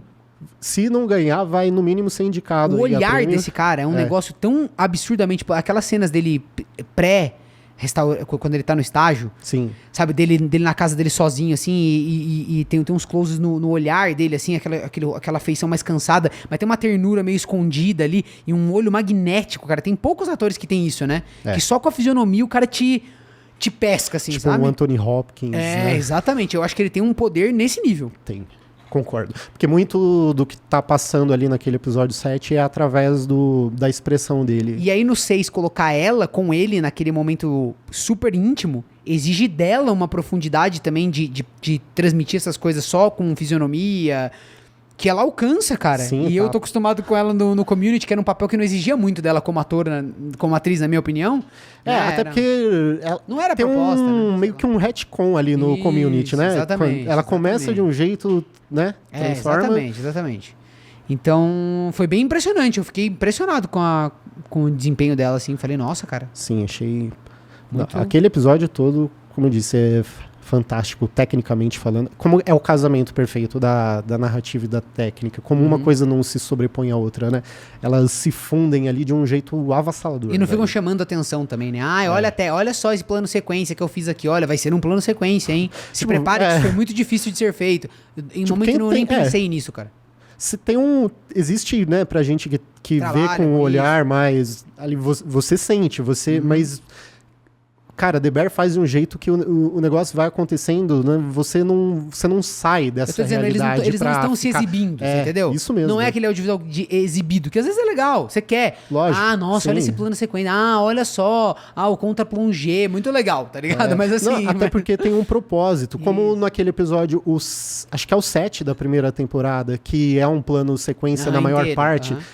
faz total Que é sentido meio, que é ali. meio que esse episódio da outra temporada. num certo sentido, né? Isso, sim. Agora, o que eu acho que nesse episódio chama muito... Os momentos que eu acho que ele atinge o ápice dele, assim, né? Não são nem momentos, mas são 2 núcleos, né? O primeiro é a mãe na cozinha, tipo, tudo aquilo lá, né? E aí tudo que tá em volta daquilo, em especial a irmã deles, que é a Sugar, A é isso? Sugar. Né, Em especial ela, porque ela é um personagem meio enigmático a série inteira. Você entende que ela é um pouco mais centrada, ela é, digamos assim, um pouco mais a razão, né, que segura meio ali as pontas, tal. Mas dá pra ver que ela ainda também tem um lado família ali mais Isso. aguçado, Não, né? ela de quer querer- manter a de querer manter família, isso. exatamente tal. Mas isso é dado meio a conta-gotas pra você. Quando você, nesse episódio, vê pelo olhar dela, ela percebendo a mãe se destruindo. E como é sutil, a série não põe momentos muito... Eu acho que até quem assiste meio desligado perde vários deles, assim, sabe? Porque às vezes é uma coisa, ela pega uma garrafa vazia, ela, tipo, antes da mãe encostar num lugar, ela vai lá e tenta arrumar. São coisinhas que ela tá fazendo, porque ela já sabe que aquilo vai acontecer, sabe? Não, e outra, quem já teve uma relação com isso aí vai, assim, é na hora, é instantâneo. Na hora. Nossa. Exatamente. Então... E é isso, né? Só que a série, se fosse uma série que tivesse 4, 5 episódios pra mostrar isso, seria uma coisa. Muito legal, mas seria uma coisa. A série consegue criar isso no teu imaginário, você entendeu? Porque qual que é o poder dessa cena? É você entender que desde a infância, que é uma coisa que foi se acentuando, que foi nascendo, que a pessoa vai assistindo e que você tenta controlar esse monstro que vai nascendo, né? E aí chega uma hora que passa de um limite onde a pessoa, ela tá tão fora de si e já tá tão perdida... Que é assim, ó, a pessoa pode se suicidar a qualquer momento, a pessoa pode falar um absurdo a qualquer momento, ela pode te ofender de uma forma irreversível a qualquer momento, a pessoa pode... Tudo pode acontecer E o a qualquer pior é momento. que essa pessoa chegou num estágio que, tipo, fazer qualquer uma dessas coisas nem é como se ela realmente quisesse fazer, né? Mas a razão já foi completamente perdida. Exatamente. Já não tem uma cara, eu conexão acho- com o que está acontecendo, né? Acho difícil alguém nunca ter passado por esse tipo de coisa no ambiente familiar. algum Eu dia. acho que é bem possível, na verdade. Será? Eu acho. Eu acho que é muito possível. Eu acho que a pessoa vai ter algum nível disso, entendeu? Algum nível sempre vai ter. Mas daí a pessoa vai olhar aquilo ali como uma... Sabe aquela coisa do que horas ela volta? Que as pessoas na Europa falavam, era um símbolo pra mostrar que as relações de trabalho são exageradas. Sim, né? é. Eu acho que tem algo disso. A pessoa fala, tá, entendi, a minha mãe é cheia de questões, ela tem problemas. Não, meu pai, ele era bravo com a gente, ele brigava. E às vezes não, às vezes as pessoas são super... Sabe assim, sim, vão ter momentos mais difíceis. Mas eu tô falando, problemas psiquiátricos e psicológicos profundos não acontece com todo mundo. Não, ok. Entendeu? E a gente tá falando de... E aí, lógico que isso vai ser um símbolo que todo mundo vai conseguir se relacionar de alguma forma. Mas pra quem passou, pra quem teve problemas familiares com pessoas que têm algum histórico psicológico, psiquiátrico grave, um quadro grave, com tentativa de suicídio, sabe? Alguma coisa mais parecida com o que tá ali na série. Aí eu acho que é muito, muito forte, porque... Muito identificável. E dá pra ver que a série sabe muito bem o que ela tá fazendo, porque é exatamente aquilo, cara. É a pessoa feliz, ao mesmo tempo eufórica, ao mesmo tempo escondendo uma tristeza infinita, um negócio que não tem mais solução. A pessoa é aquela bomba de sentimentos que fica o tempo todo oscilando, e é como meio que as pessoas em volta dela já soubessem que o pior pode acontecer a qualquer momento, então elas já meio que vivem o luto antecipado de tudo que aquela pessoa vai fazer no futuro. Cara. Eu falo assim por mim que eu já vivi totalmente isso. Eu também já passei por isso bastante. E a mãe é muito interessante porque eu tenho a impressão de que a série sempre deu a entender que ela estava morta. Né? Ela nunca nem é citada. Assim, quando ela é citada, é uma coisa do passado, né? Então parece que ela morreu, que eles são órfãos já. E aí, ela estava viva, pelo menos naquele momento. Acaba com um potencial suicídio ali. E sempre igual é um potencial suicídio. É engraçado quando o Carme tá na cozinha e ela tá ali, tipo, no momento mais descontrolado dela, e ele não quer ir embora porque ele tem medo do que ela vai fazer quando ela estiver sozinha. Sim. É uma situação muito ruim, porque você tem que estar sempre... Você quer estar perto é muito doloroso pra qualquer pessoa, mas ao mesmo tempo, se você não está perto, você não consegue seguir tua vida porque você tá preocupado, né? E, cara, é absurdo o realismo.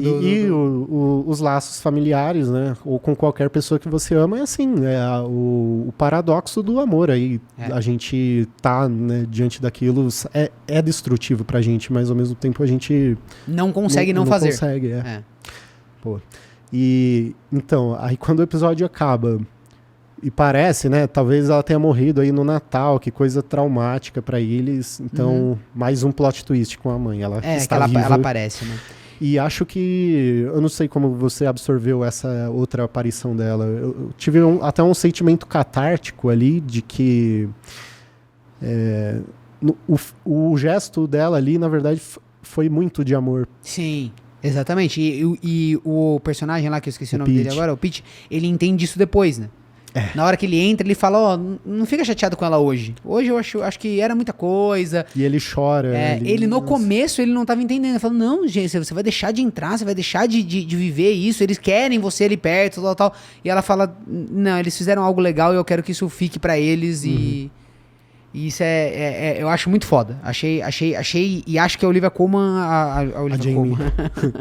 A Jamie Lee Curtis atinge um nível absurdo ali de sutileza. Contrasta com o papel dela mesma na série. Aquele momento ali dela. Exato. E é muito foda. Agora, a outra parte do episódio que eu acho que também é um show, é uma aula, é a escalada de tensão entre o irmão, né, que é o... Como é que é o nome dele? Que é o nome da sobremesa depois? O Mike. O Mike e aquele tio, né? É um tio. O de óculos lá. O Bob Odenkirk? Eles chamam lá o Jimmy. É um tio, sei lá. Que eu aprecio muito, isso é tão difícil de fazer, que é o seguinte, é você criar uma... igual, na minha família já aconteceu muito isso, das pessoas brigarem, e a briga, ela não é baseada em coisas factuais. É uma escalada de tensão, é uma bomba que não dá mais pra desarmar. Sabe? É aquela coisa de... Você fala um negócio, que você tá com os nervos à flor da pele, aí você fala um negócio, aí não dá pra você desfalar, aí a pessoa já fala em cima, e aí você fala, então você pensava isso mesmo, e aí cria uma situação... Você acende o pavio e não dá pra apagar, ele vai embora. Exatamente. Então, já tive situações familiares assim também, que chegaram às vias de fato, digamos assim, de brigas, de fins de relacionamento, familiares, tal, em festas, em momentos assim, onde alguém falou um negócio atravessado, a outra pessoa respondeu, e aí cria-se essa situação. E é tão legal como mostra que isso surge de uma maneira tão idiota, né? Uhum. É que na verdade é algo que já existe, né? E que tá esperando só pra se manifestar, só o momento. E aí acaba pode ser que nunca se manifeste, mas pode ser que exista um momento onde aquela tensão entre aquelas duas figuras acabe florescendo. E que ali, só precise de um motivo tosco. Isso, exatamente. Então... E você sabe o que é o mais legal? É como mostra que as pessoas, independente da situação mais absurda que tá acontecendo, elas estão tentando ainda assim, aproveitar quem tá em volta. A pessoa assiste aquela situação sinistra e eles estão tipo, não, beleza, vamos jantar aqui, é isso aí mesmo. Tá tentando conciliar, tá tentando buscar o que tem de... Essa é a nossa família, entendeu? Se o cara não tacar o garfo no olho do outro, a gente vai ceiar aqui, tá tudo bem. E a tia é assim mesmo, ela sai, ela tá triste... E a gente se vê uma vez por ano. Vamos tentar acertar aqui uma química que dê pra gente chegar até o fim da noite. É meio isso. Esse episódio, essa série, né, é tão incrível. Como consegue trazer tanto carisma ali pra um personagem. Dá a entender que ele é marido da Sarah Paulson. Como que é? Steve, acho que a mãe pensa que ele é gay, né? Sim. Pô, o momento dele ali, né, na oração também é fantástico, cara. E ele, é legal que mostra um lado dele ali também, né? Ele é esperto, ele tem uma... Ele tem uma percepção ali das legal, coisas.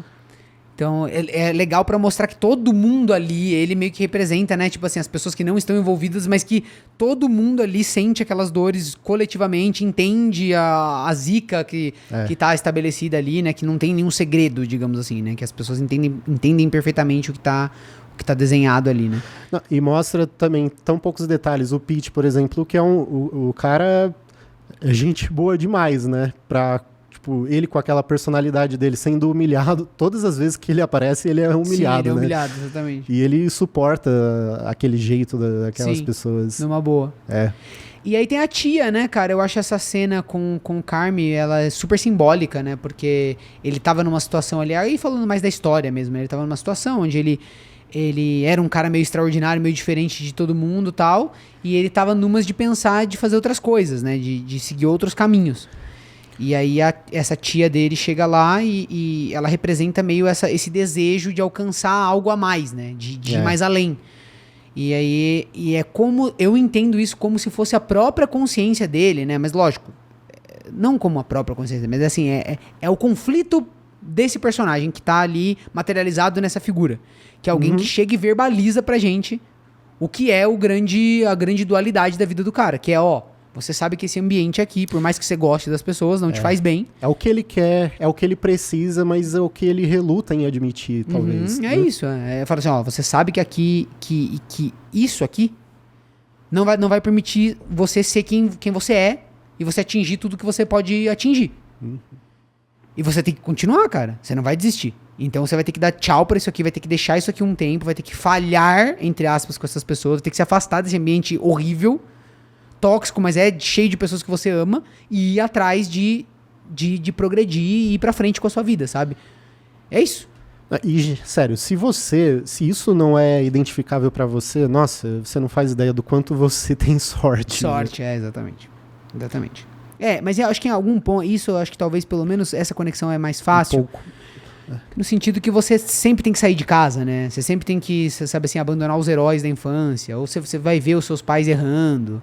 Você vai ver que em algum momento você tem que transcender aquele ambiente familiar. Ou aquele ambiente ali que você está. Às vezes não é familiar, mas você tá junto com amigos numa situação onde você, né, todo mundo, às vezes é um relacionamento. Você tá num relacionamento onde você ama muito a pessoa, mas criou-se uma situação ali onde você tem que decidir entre aquelas pessoas e você mesmo. Você vai decidir pelo egoísmo de continuar progredindo a sua própria vida, né? Ou você vai continuar ali sendo o alicerce daquele castelo que tá quase caindo, sabe? É isso. Esse acaba meio que sendo o ponto de partida do dilema do Carme, né? No final. Digamos assim, toda a história dele é isso. É né? isso. Tipo assim, isso estabelece o início. A gênese desse personagem acontece nesse episódio 6. Ele existe complexamente a partir do momento que essa decisão surge, né? Sim. É a tensão dessa decisão. Ele vai embora e aí a família dele zoa ele por ter ido embora, briga com ele por ter ido embora, eles têm opiniões sobre ele por ele ter ido embora, né? A questão do restaurante, da desconfiança, a relação dele com a mãe, porque mostra que esse tempo todo ele ficou distante, né? Então, enfim. Cara, que episódio. Eu assisti, primeiro que tem 1 hora e a série tem... É verdade, e eu fui assistir, longo. Eu nem vi. E aí, cara, eu juro, eu terminei mal. Eu tava passando mal de verdade, fisicamente passando mal. E eu assisti de noite pra dormir. Te deixa assim, Nossa, eu tive que assistir Friends depois. Pra dar uma baixadinha, sabe? Que senão eu não ia conseguir dormir, cara. Eu tava 1 hora da manhã com vertigem, o estômago virando, embrulhado, nossa. Exatamente, cara. Eu consigo ali, tipo, ó, ator convidado, atriz convidada, da verdade atrizes, porque dá pra indicar a mãe, a tia, né, o tio lá, é muita gente foda, e é tão engraçado, né, porque pelo que eu andei vendo, isso lá no começo foi meio que uma discussão, assim, sobre a série ficar chamando essas estrelas aí, se não seria só uma forma de ficar se ostentando. Aí engoliram a seco, né, quando viram o resultado. Eu espero, né, porque, porra, isso mostra como faz diferença, cara, quando você, tipo, pra quê? Qual o problema? Eu acho que esse papel, por exemplo, dá muito mais amplitude pra Jamie Lee Curtis mostrar o talento dela do que o Tudo em Todo Lugar ao mesmo tempo. Por exemplo. É verdade. Pra mim é sinistro. O trabalho facial. Nossa, cara, o jeito que ela fala. Eu adoro o que ela fez ali, claro, né? Claro. Mas eu tô dizendo, às vezes o papel não dá amplitude. Esse papel, ele tem um desafio, assim. Porque sem ela, sem a figura materna ali e esse conflito bem materializado, todo o resto fica artificial. E ela consegue fazer uma coisa muito extrema. Ela representa algo muito extremo e é coeso e dá pra acreditar. Não, e comparando, não é porque um é cômico e o outro é dramático e o dramático então tem mais peso. Até porque esse papel dela no Urso é tragicômico, né? Exatamente, você acaba rindo de nervoso ali com ela. Então tem camadas pra caramba. Sim. Não, e eu falo até depois dessa participação dela que é curta, mas muito poderosa no último episódio, entendeu? Maravilhosa. Que é absurdo. E assim, agora os outros episódios que continuam a partir daí, né? Que a gente falou do 7, falou do 6 e falamos do 4. Pra mim, esses são os melhores episódios da série. São os meus favoritos. Pra mim eu acho que eles são os melhores. São os mais ousados também. O 4, pra você notar a ousadia dele, você tem que entender que é na economia mesmo. É um episódio que nada dá errado.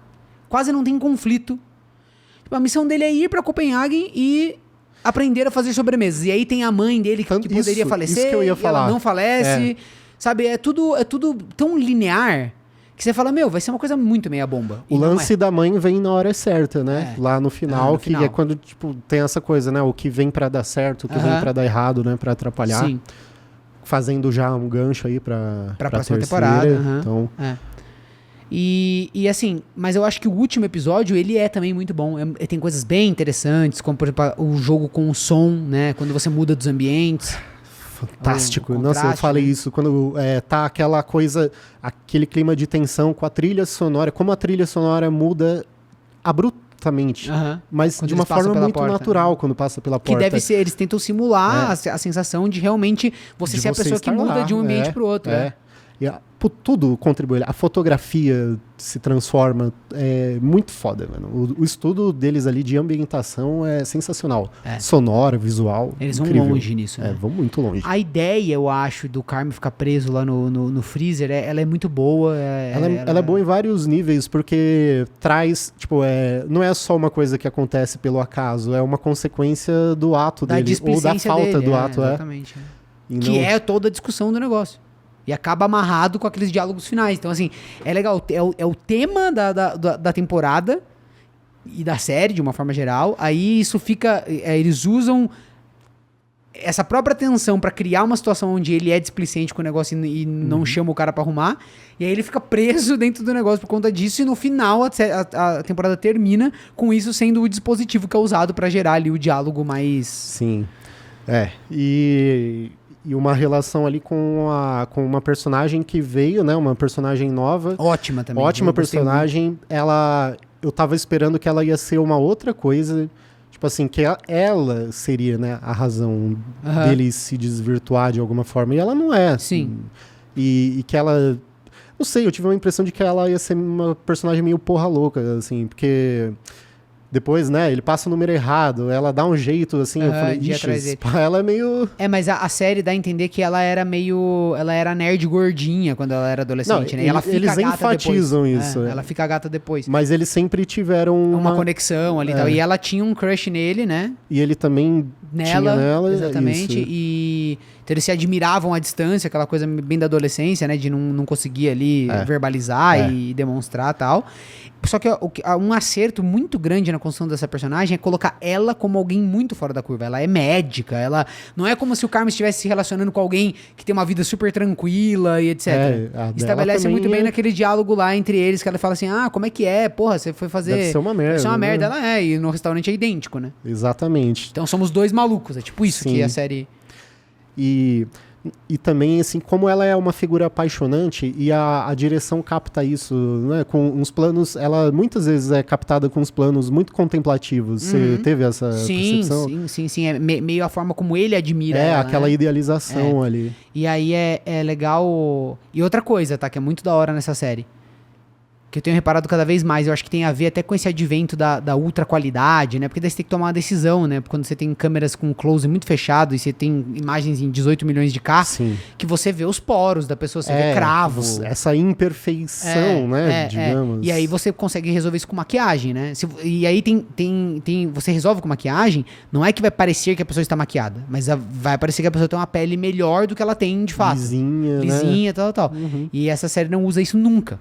Inclusive nos closes dela, dá pra ver o nariz dela, assim, com tipo umas marcas vermelhas, sabe? Coisa normal, assim, de umas irritações e tal. E a série deixa, eu acho isso... As séries têm feito isso, eu acho isso uma coisa muito bacana. Muito legal e é incrível como isso não diminui em momento algum a aura angelical dela toda aquela coisa. Exatamente. Né? Só que, uma cena que eu acho, assim, de gênio... É uma cena que eles estão... Acho que é a primeira vez que mostra eles fazendo sexo, né? Acho que é a única vez que mostra. A única. Que nem mostra eles fazendo sexo, né? Eles na cama juntos ali. Lá e é sexo. Mas assim, quando termina, ele está no meio dos braços dela. Então, tipo assim, você só vê o olho dele assim. Você reparou nisso? Ela tá meio abraçando ele assim, e aí no rosto, e você só vê o olhinho dele assim no meio. É a última cena desse plano de sequência. É ele se emaranhando nela, né? Que é o desenho disso, que é um dos ângulos que você pode olhar, que é o fato dele estar tão envolvido com ela, né? Só que daí, como é o olhar dele, aí a gente fica... É o jeito que ele enxerga, é ele que acha que isso está acontecendo com ele, entendeu? Ou não, de fato ele foi displicente, né? Então, enfim, de novo, é todo o tema da série. É ambíguo, mas né? essa imagem, demonstrar isso... Imagina, o artificial braço, sabe? É muito legal. E é filmado de um jeito muito diferente também. Não, tem tantos elementos visuais ali que você tem que identificar na narrativa. Eu adoro quando uma produção faz isso. E porque você não perde nada, né? Se você não quiser pegar esses elementos, você vai ter uma história plana ali do jeito que é qualquer outra. Isso. Mas se você quiser prestar mais atenção nessas coisas, a série vai te recompensar muito. Por exemplo, cara, tem até em referência de filme, o primeiro episódio, quando o Carmen e o Rich estão conversando lá, o Rich fala da preocupação de ser deixado pra trás, lembra? Lá tem um pôster do filme Rounders, que é um filme lá, o Matt Damon era o cara foda das apostas lá, do submundo, larga isso... Aí ele volta pra ajudar a quitar a dívida de um amigo. E então tem uma identificação ali com o tema, né, da série, dessa corrida contra o tempo pra conseguir o dinheiro, pra quitar a dívida. Tem o lance do Carmen, né, que ele tá voltando pra essa realidade. Então, várias sacadas bem legais.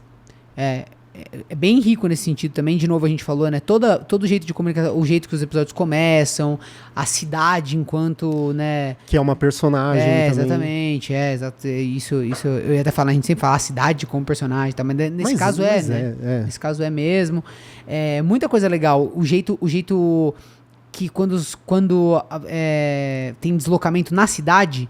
O jeito que filmam os trens, e aí como isso também representa porque é sempre muito barulhento, super acelerado, então mostra também, ajuda a contribuir junto com os relógios, Isso, e dá um caráter humano, cotidiano. Exatamente, ali, né? Exatamente. Passa a impressão do mundo real.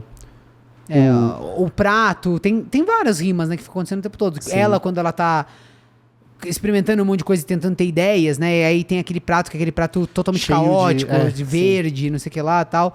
Meio demonstrando que ela ainda tem algum tipo de dificuldade ainda pra concatenar as ideias dela em coisas que virem algo realmente né, fantástico e tal. Ela tem o potencial, mas ela ainda ainda tá desenvolvendo isso. Essa foi uma interpretação que eu dei, assim, né? Fiquei pensando, porque acho que a série vende muito ela desse jeito, Parece mesmo né? isso, porque ela tá lá buscando, né? Chega um momento que ela começa a ficar meio frita das ideias também, né? Do tanto que ela tá buscando aquilo.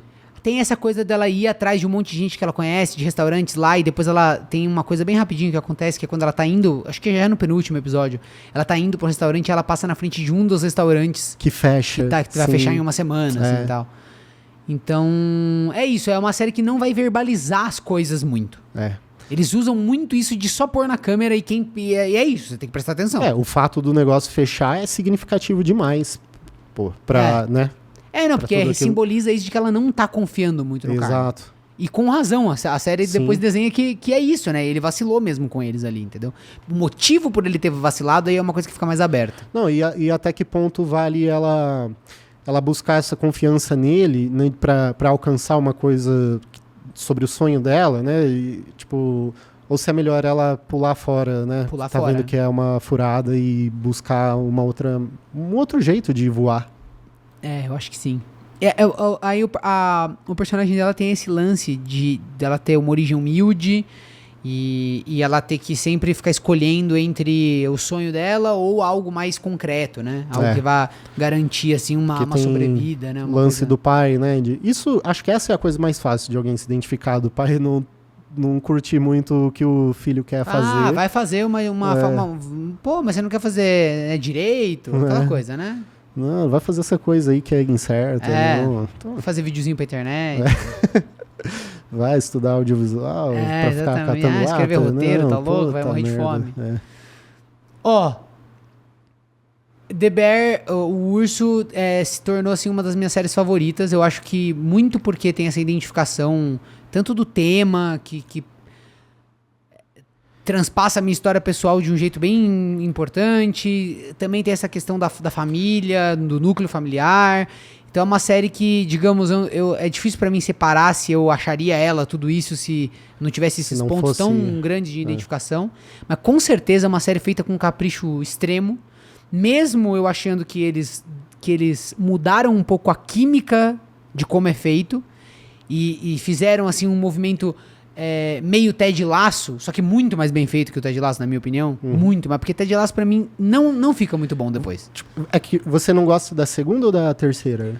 Eu gosto menos da segunda, muito menos da terceira. Mas eu digo assim, tem algo disso, algo que o The Office fez, que é tipo, pô, tinha esse treco aqui que era absurdo, e aí agora a gente vai... Não, cada personagem, cada coisa e tal, mas mesmo fazendo isso... O foda é que The Office é genial dos dois jeitos. Dos dois jeitos, exatamente. Só que no The Office... digamos assim, não é tão agressivo essa mudança. Eu acho que das 3 é a menos.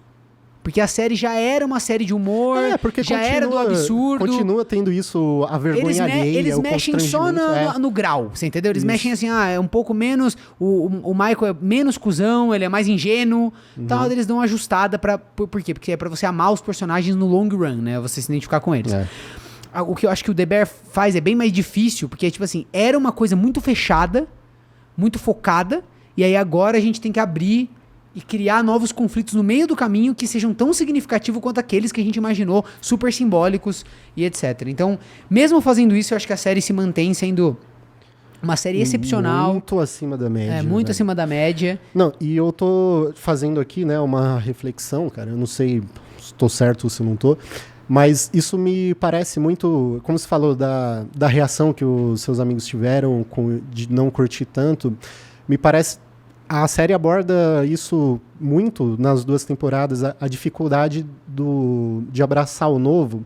O luto na série tem o lance, né, de, tipo, o Michael morreu, mas também tem muito do luto, assim, de certos personagens com a dificuldade de deixar aquela vida antiga pra trás, né? Não deixa de falar do personagem que você queria falar. É agora, né? Você tá puxando. Também, exatamente. Não deixa de falar, né? Isso passa pelo Rich muito na primeira temporada, até mesmo nessa.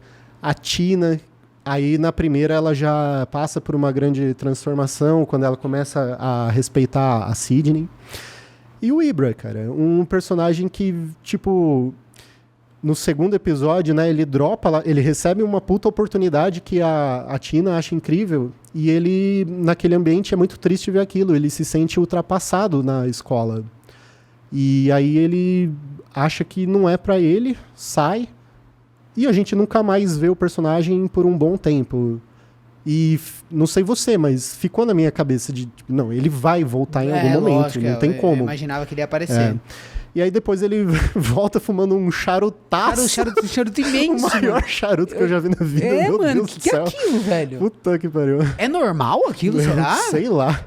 É um charuto duplo. Cara, é assim, velho. Não... Só vi no Cacete Planeta uma vez alguém fumando um negócio daquele. Sinistro. Mas, e aí ele some de novo, né? Tem uma mensagem da Tina tentando falar com ele. Então ele some de novo pra voltar no final. E a gente já deduz o que se trata, né? Mas quando ele verbaliza naquela conversa, que é muito legal com a Tina, que eles estão em tempos diferentes, né? Ela já conseguiu passar por aquilo que ele ainda não tá conseguindo. Novamente, entra aquele debate etarista de que putz, ele se sente, né, muito ultrapassado, incapaz de fazer aquelas coisas, estudando lá com gente nova que está fazendo com uma agilidade diferente. Fazendo call no Zoom, né? Então, eles falam, né, de tecnologia, tem tudo a ver com isso, né? E aí, cara, tem uma coisa sensacional sobre isso, uma análise que a gente pode fazer. O Ibra, ele é... De onde que ele é mesmo? Ele é... Deixa eu dar uma olhada. Eu tinha anotado aqui porque eu tava fazendo... Não, ele é de um outro país. Calma aí que eu anotei, que eu tava fazendo umas reflexões aqui. Cara, é muito reflexivo. Eu prometo que eu vou chegar. Eu tinha anotado um negócio também pra falar aqui. Vou aproveitar pra dar um bisu. Tá, ele veio da Somália, isso. E dá a entender que ele fala que ele já esteve numa brigada, ele viu gente morrer, ele viu muita desgraça. Então, tipo, ele é um cara refugiado nos Estados Unidos. Então, ele passou por tanta coisa que quando ele quando ele conseguiu entrar, né, num ambiente de calmaria, numa estabilidade, dá para entender a dificuldade dele nessa mudança tão radical. E como que ele Como ele abraça valoriza, isso. na verdade, o que ele já tem, o né? que ele E é muito legal ver também... É porque essa série, ela tem essas coisas meio Ted Lasso, assim, um pouquinho. Essas pitadas. Que é isso, no meio daquela bagunça toda, eles decidiram manter aberto o negócio do lanche, do sanduíche... Entendeu? Porque ele vai fazer o lanche que ele sabe fazer muito bem, que um monte de gente ama. E ao mesmo tempo, ali, né, vendo as videoaulas, ele tá se mostrando adepto de ele topa, né, evoluir e tal, só que num ritmo diferente, talvez, do que as pessoas exigiam dele, né? E aí ele manda aquela frase, né, que ele fala, I accept, né, que ele sempre recorrente. E ele, o que é legal é que mostra que ele não desistiu sem tentar, né? Isso mesmo. Ele tentou, né? Ele foi lá, ele topou o desafio. E aí não tava no momento dele, né? Não tava no número dele ali naquele momento. E a Tina, quando ele fala, ela não vou conseguir reproduzir, mas ele fala um negócio legal. Ele fala assim, ela fala, eu achei que eles estão fazendo meio no sarcasminho, né? Ela fala, não, eu tava procurando alguém que não quisesse ser um velho, né? Tal, carrancudo, que não topasse mudança e não sei o que das contas, tal. Ele vira e fala, não, mas eu achei que vocês talvez precisassem de um velho que quisesse continuar velho e que entendesse que tal. Então ele, de algum jeito, representa isso, né? Ele põe ali e fala, olha, eu não quero agora virar uma outra coisa, sabe? Eu tô feliz com o que eu sou e eu queria que vocês... Eu queria achar um lugar que precisasse de mim, do jeito que eu sou, entendeu? E de novo, eu acho que essa é uma coisa meio Ted Lasso nesse sentido, né? Tem essa coisa de ternura que essa série às vezes dá essa direção, assim, né? E que eu gostei também, achei muito legal. Tem uma lição muito bonita, muito importante. E ali, é tão... É secundário, né? Um negocinho. Ponto, cara. É muito louco você ver o quanto, tipo, um personagem que ele aparece umas 3 vezes na temporada, como tem uma complexidade enorme ali, né? Eles poderiam só não mostrar, né? Poderiam só dar um jeito de não retratar o cara e pronto. Então é isso. Se você perde, né, em uns lados, você ganha muito em outros. Né? Então, tipo, vale a pena você ficar puto porque não tem toda a fritação que você queria ver de novo, tem outras coisas legais pra você absorver. Eu acho que... E esses amigos, depois que terminaram de assistir, passaram por todos os episódios, eles gostaram. Claramente gostaram, sabe? Principalmente, o episódio 6 é o melhor, porque volta a ter, toda, né? Volta a ter essas coisas. Você vai chegando nesse ápice um pouco mais, né, dramático e tal, e aí volta um pouco de tudo isso. Mas, poxa, foi um super prazer essa jornada, eu assisti, a gente teve que assistir meio rápido pra fazer aqui o podcast, mas é uma série que vai exigir emocionalmente aí, mais de uns do que de outros, com certeza, e pô, entrou pra minha lista de favoritos muito fácil. Pô, mas é uma jornada que às vezes não é fácil, mas vale muito a pena, cara. Vale demais. Também entrou, acho que é uma das melhores do momento, se não a melhor. Tá tendo muita coisa boa, né? O White Lotus. Eu acho que daí entra muito num campo pessoal, né? Sim. Mas por mais que exista, né? Os fatores que a gente... Eu tô falando, quando são séries muito boas e tal, mas eu acho que essa tem até... Eu acho que pelo nível de sofisticação dela em alguns episódios, eu acho que por um lado, alguns episódios são muito diferentes de outros nesse quesito. Então isso é uma coisa que talvez outras séries sejam mais equivalentes, né, os episódios, sei lá, consigam manter um nível muito alto durante mais toda sólido, a temporada. Né? Mas por outro lado, acho que quando essa série para fazer um negócio especial, ela atinge um nível muito absurdo, entendeu? Sim. Então aí teria que usar critérios objetivos depois pra tentar equalizar essa no fim das contas, a gente nunca vai chegar a uma resposta. Mas eu acho que ela tá no nível de Succession, tá no nível de todas essas séries incríveis aí, pra mim, pelo menos. Vamos ver. Pô, eu espero muito não me decepcionar com o segundo ano de Ruptura, cara. Que eu acho que é uma também com a capacidade de estar nesse panteão. Eu acho que é boa, mas eu acho que pra mim tá distante de The Bear, por exemplo. Eu acho que... Assim, ela é muito legal por outros motivos, mas... Enfim, depois eu falo disso no episódio de Ruptura. Quando chegar. Quando chegar, mas eu gosto muito, eu também gosto muito. Pô, e a gente falou tanto do The Office, eu queria muito... episódio de The Office? Um episódio? Eu queria muito.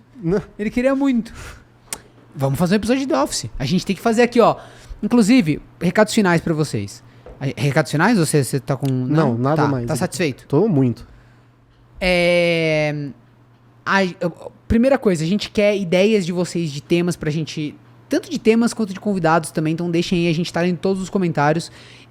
Eu e o Vitor, a gente tem conversado bastante pra tentar encontrar essa química aqui do podcast e fazer ele cada vez mais legal pra vocês.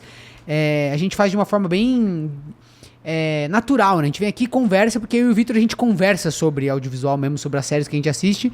Acho que é uma oportunidade da gente produzir um conteúdo... É uma parte do nosso dia a dia, assim, que... Isso. Por que não, velho? A gente assiste essas coisas pra fazer os conteúdos. O Vitor assiste como pesquisa, né? Ele ama e tal. E é uma diversão pra gente, na verdade, fazer o podcast. É um projeto pequeno ainda, né? E que a gente tem feito com super carinho. Então espero que vocês apoiem aí e deixem as suas sugestões, as suas visões, tá? E sugestões pra gente legais, construtivas, né? Pra gente poder pensar o que a gente vai fazer. O Vitor tem umas ideias legais de episódios diferentes e tal. Não, eu tô com muita coisa, assim, eu espero que esteja no nosso alcance. Se estiver, eu acho que vem coisa muito da hora por aí. Trazer a arte ao nosso alcance, né? Trazer artistas de Hollywood, né? Com certeza. Várias ideias dele aí que são muito difíceis. Trazer o Michael Bay ensinando como que ele cria as explosões. Então aguardem. Próximos episódios. Vai ser foda. E ó, culinária é mó da hora, tá? Com certeza. A gente não falou nada sobre comida. Eu ia falar isso, cara. A gente falou tanto, mas tanto sobre... Muito louco isso, né? Porque a segunda temporada é mais distante também da parte culinária, mas né, eu acho mas eu acho que é muito legal quando ela vai lá e fala, poxa, a melhor parte do meu dia foi quando eu fiz um omelete pra Sugar. Sim. Mas a série é isso, né? A culinária, ela acaba sendo um background pra falar sobre humanidade, sobre relações. Então, e sempre quando a culinária vem, ela tá, né, associada a isso, todo o aprendizado do Marcos lá com o Will Poulter, né? Sim. É fantástico, cara. Dá pra... Eu ainda tô um pouco... Porque só de falar que eu lembrei, assim, eu tô meio avoado. Vamos terminar o episódio? Lógico. Fala tchau pras pessoas, então. Tchau.